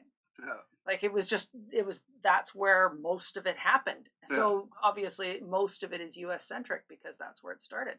And it's not just media too, it's like biggest like companies, sports leagues, blah blah blah, all like, well, they have the World Series after all. Yeah, it's called the World Series, even though it's in there are America, 2 countries involved and one Canadian team. Yeah, and it's there just, used to be 2. Yeah, 2. And one day we'll get more. I think we'll have. That's a good story. I like But it's just like, that's the thing, like, that they control everything. They've created like cultures, like I think in Japan and stuff like that. Baseball became huge there because of how big it was out here and how much they saw it. Throughout here. And it's when kids grow up in these countries in Europe playing basketball or soccer. Soccer, they want to go to obviously like places in Europe, but like basketball, it's like NBA. Baseball, all those Latin American. Basketball by a long margin is much bigger throughout the world than baseball is. Yeah. Baseball is very very North American based, and then like, well, if you look at it from a perspective of what do you need to play the game? Basketball's simple, soccer's simple. Baseball, that's you need a lot of people for one thing. Like, you can't even play that game with 8 people. Like, I've umpired 8 people team. It's hysterical. It's just not. It's not doable. You can't do it. The field is too big.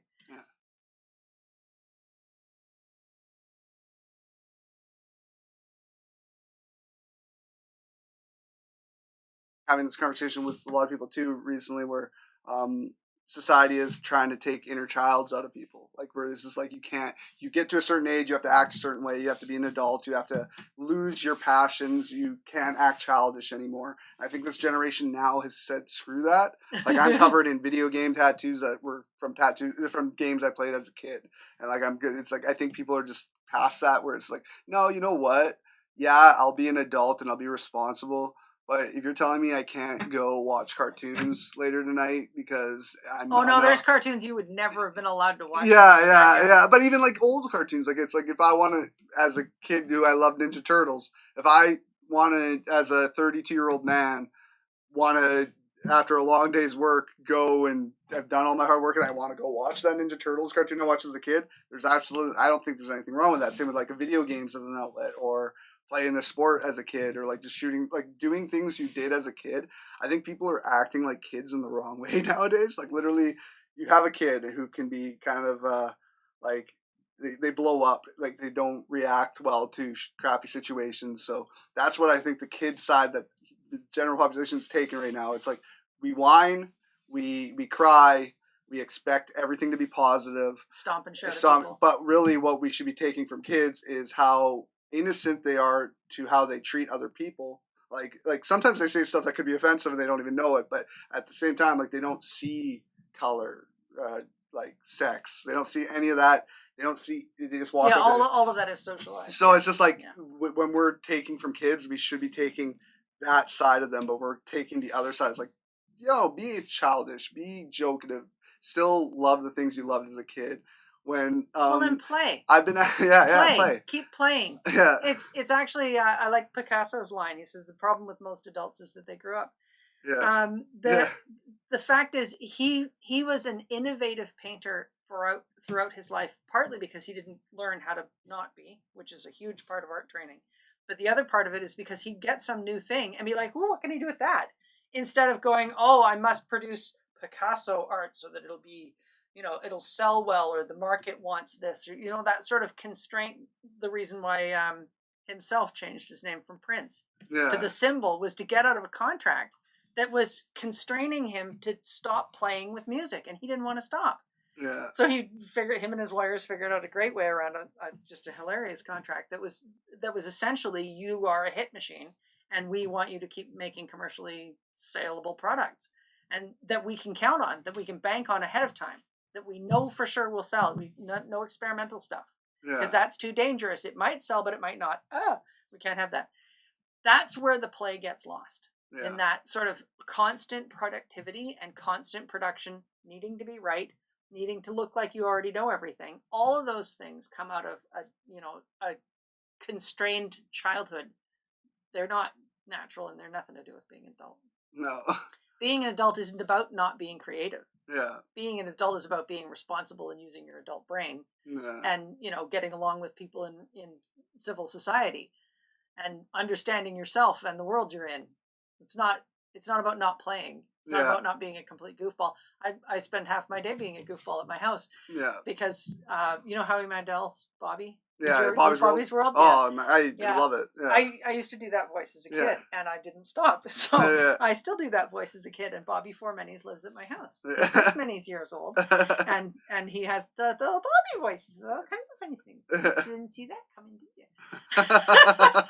And the kinds of things, and it's probably just because of the voice, but the kinds of things that Bobby comes up with that crack me up. Yeah. I'm talking, and because it's pure play and it has no boundaries. Sometimes some of the things that come out of Bobby's mouth are seriously hilarious. Yeah, there's a lot of I think when you watch children's shows, there's a lot of hidden jokes that you as a kid just go over your head, but as an adult you're like, that is hilarious. It's absolutely hilarious. Or like digging at like modern situations, but like there's a lot of hidden conversation because kids, like especially on toddler shows, they don't pay attention to much of the words. Yeah. So there's a lot of funny stuff.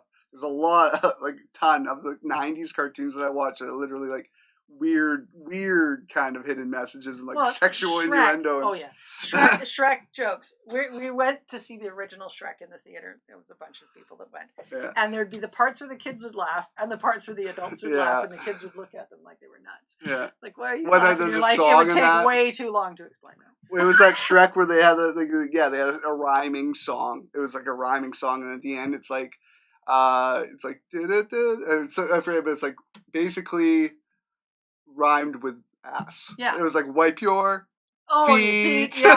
That was the one where they were just getting to the castle. Yeah. And it's just Yeah. like that kind of hidden stuff that kids don't even think about. But like, Well, they don't know why the adults are laughing because it was just the next word in the song. It wasn't anything funny there. Yeah. Yeah.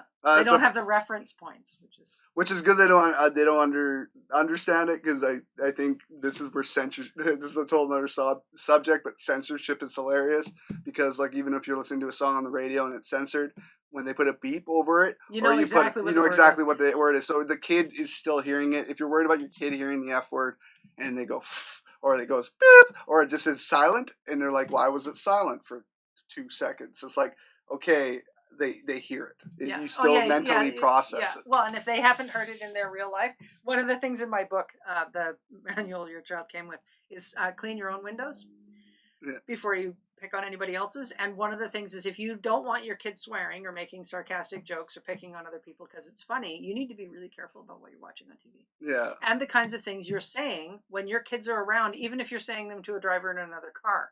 Yeah. Because it is not obvious to children why it's okay to swear at another driver who they don't realize can't hear you. Yeah. Because they don't think that way. And it's not okay for them to swear at their sisters. They don't understand the difference. Because to them, it's the same. It's the same. And at that point, you're just oppressing children. Yeah. It's like, really, if you mind that language, don't use it. Otherwise, when your kids say it, you say, well, at least you used it in context, honey. Yeah. I think there's like, for me, I have a pretty bad potty mouth sometimes, and I catch myself now, my kid being 2.5, like he can. I actually filmed one of the Snapchats. Yeah. My grandson is just a year. He turned a year at the end of June.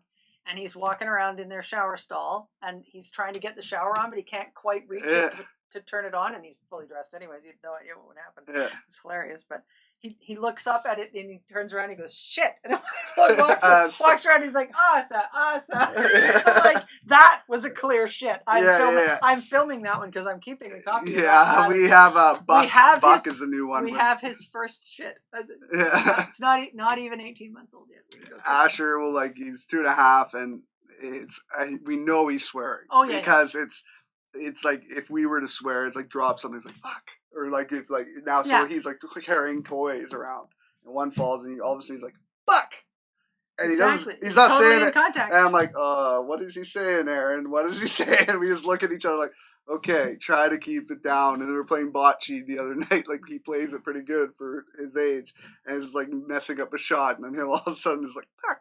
It's like, oh man, like, absolutely. But at the same time, I don't know if it's just like, if it's, I don't know, the word would be like, it doesn't affect me as much knowing what kids can be doing nowadays. Like, maybe to my parents, swearing was like one of the worst things that can happen. But parents often didn't swear then too. No. And it was nowhere in the media, which is like, I don't know if you've ever seen To Sir With Love, the Sidney Poitier movie from the 60s.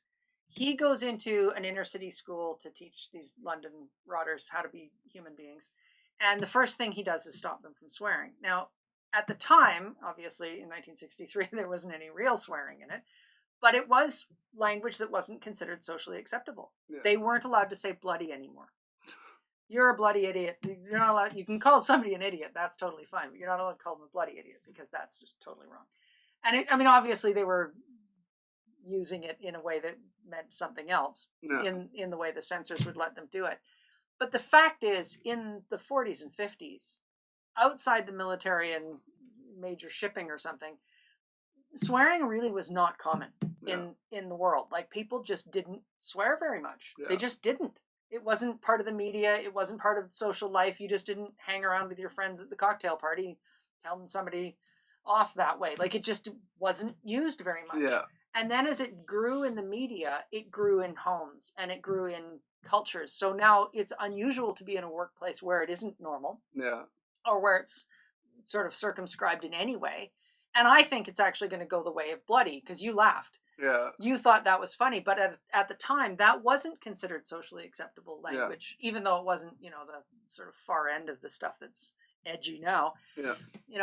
They weren't speaking that way then. And I think our language is actually going to change so much, because you really are a huge hypocrite to use that kind of language every day with your kids and expect them not to expect to use that language. They're a sponge, right? So well, and they need to learn to live in the culture they live in. Yeah. They're not learning to live in 1953. No. They're learning to live now in the culture we have now. Yeah. And frankly, the culture we have now is pretty mouthy. Yeah, You it's know. mouthy, and there's so much worse that they can be doing than Well, yeah. a word that literally, unless you're going up to somebody and reaming them with those words, are pretty harmless. Words can be harmless unless it's in a bullying form, right? Well, they're just noises that Yeah. people. I mean, and the thing that I think is really funny, my favorite thing, when I was in grade 7 and bored in the library at school, because I spent a lot of time in the library when I was in school, because I'd already done the curriculum kind of. I went through the dictionary, the big one, the one with the magnifying glass that sits on the, and I was looking for the swears because I was 11. That's the kind of thing 11-year-olds like. I was appalled. Do you know there has been 0 new swear words added to this language since the 1600s? What? 0. We gotta make some up. The thing is, they weren't swear words in the 1600s. They were common language. They're Anglo-Saxon terms for things like feces and fornication, which were completely acceptable things to say in public. In fact, they say it in church quite a lot in some churches, where they absolutely wouldn't say the direct translation from Anglo-Saxon. And the question to that is, okay, what is this? And the answer is classism. At the time, the nobility spoke French and Latin, not English. The commoners spoke English. So the common language was guttural and obscene in the courts. Oh, and that is where swearing comes from in English, which is pathetic. I mean, really, you have to come up with something better. Yeah, it lacks creativity. It doesn't make sense. It's unless it's being, like I said, being used in a way where you're like calling somebody a word. Well, and if you're treating somebody that way, you don't have to swear to be offensive. Yeah.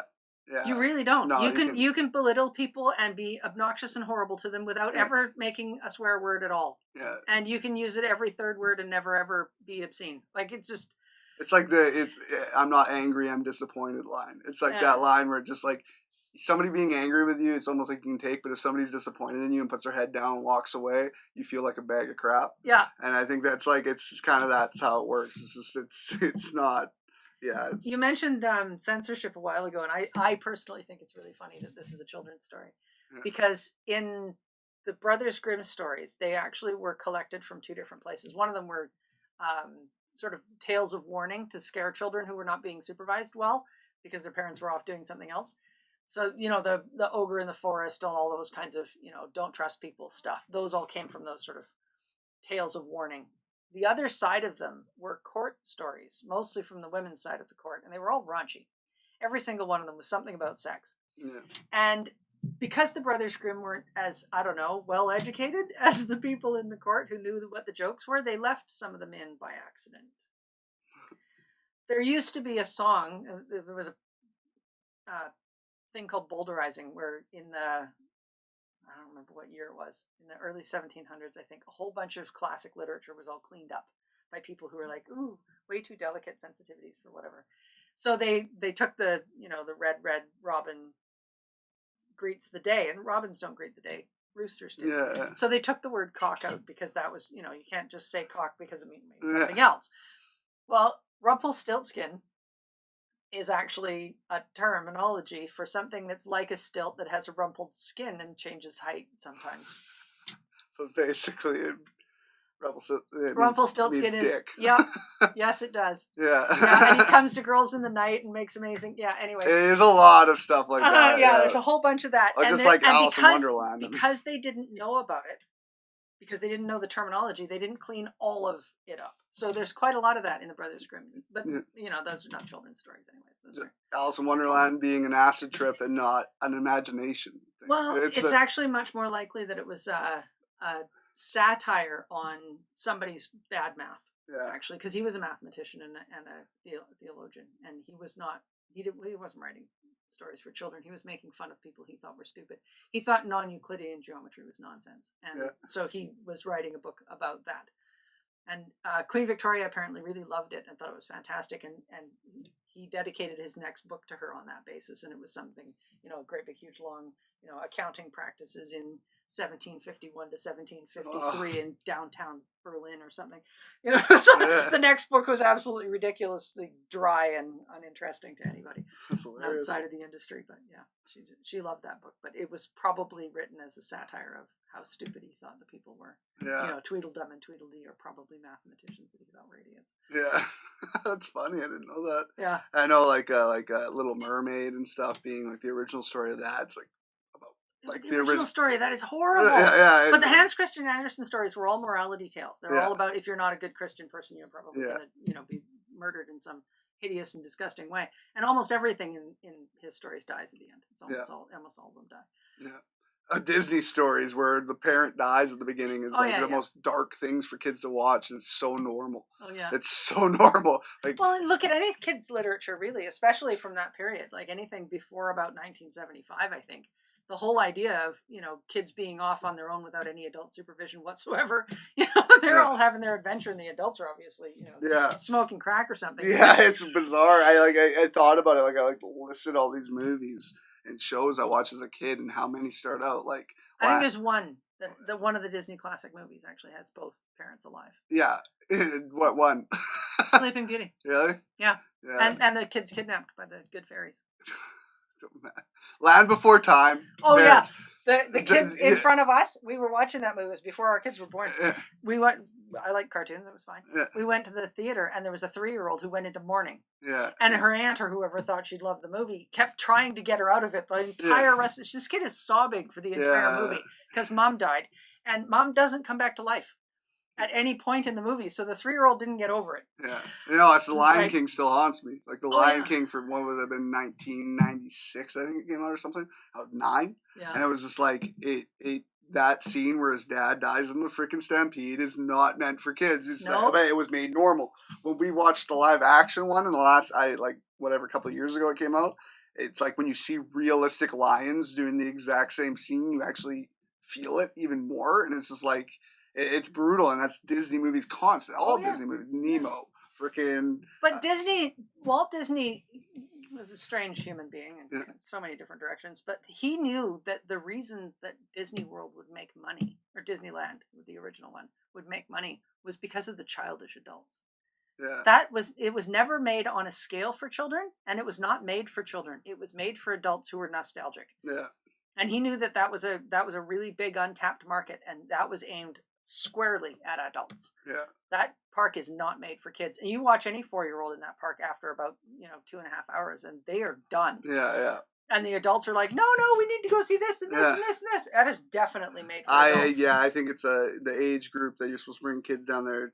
Young as 4 is probably not going to be a great time. But like 9, 10, perfect age where both the parent can be a child again and the kid can go on all the rides and enjoy it and be out all day. Yeah.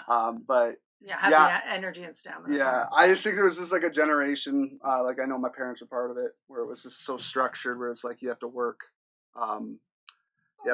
What time? We go for a long time? Really long time. I've got an appointment in 2 minutes. Okay, we'll stop this then. So we are done now? Yeah, we're done. I think what we're going to do with this is I'm going to be coming out with like a Fountainhead, like a podcast called the Fountainhead Podcast or TFN Podcast. And it's just going to be general conversation between people that talking about the issues, talking about anything. Really just can branch off in anything, because the whole pole community thing is more of like I've been doing it as ads, kind of like what do you do, like that kind of stuff. So the short answer is I'm a parenting coach. I teach parenting classes. And I'll be coming out with parenting classes online, not just because of COVID, but because I think it's a really helpful format for parents, because first of all, I can talk to parents all over the world, and I do. And second of all, because they can do it in their own time, with the exception of the sort of group sessions where we sit around and talk about the actual situations and issues in their own lives. The material itself can be disseminated anytime they're available, and they can go through it multiple times if they want to. And I think that's really helpful for parents, is to be able to keep hearing the words and keep seeing the words and have the exercises available to them, and then be able to talk about it as well. So online is so key too, because that's what people have time for too. It's tough to have like seminars and stuff all the time, or parents don't have much time in general. Like if they're working full time, picking the kid up from daycare, and then just like that is actually why my latest book is 32 pages long. Because one of the things that I know about parents is they don't have time. So they need to get like, they don't need to be convinced of it. They need the information. Yeah. And you want to be convinced of it. Give me an email and I'll send you a 16-page diatribe about why it is I think this way, and sort of the research and science behind it. But the fact is, what they need is the information. Yeah. This is the reality of children. This is the way they are. Yeah. I can tell you why, but this is the way they are. If you fight against how they are, you are going to have a war on your hands you can't win. Yeah. So you might as well just understand how they are, and then you can work with them instead of trying to do things to them to make them different than how they are. Very true. That's what I do. That's wicked. Parent So, coaching. how long have you been doing it? Since 2002. Nice. Yeah. Nice. Yeah, so I guess it's a lot of fun. It could be a lot of fun, right? It's a great deal of fun. Mostly because, as you said really early on, there's the parents who just fling the children and they don't care and they're not interested. And they're not seeking, they're not looking for information. So I'm working with really good parents who really care about their kids, and watching their world light up when they figure out that this is like, I have the answer and I can make a difference with my kid and I can reconnect and I can influence them and I can be the kind of parent I wanted to be.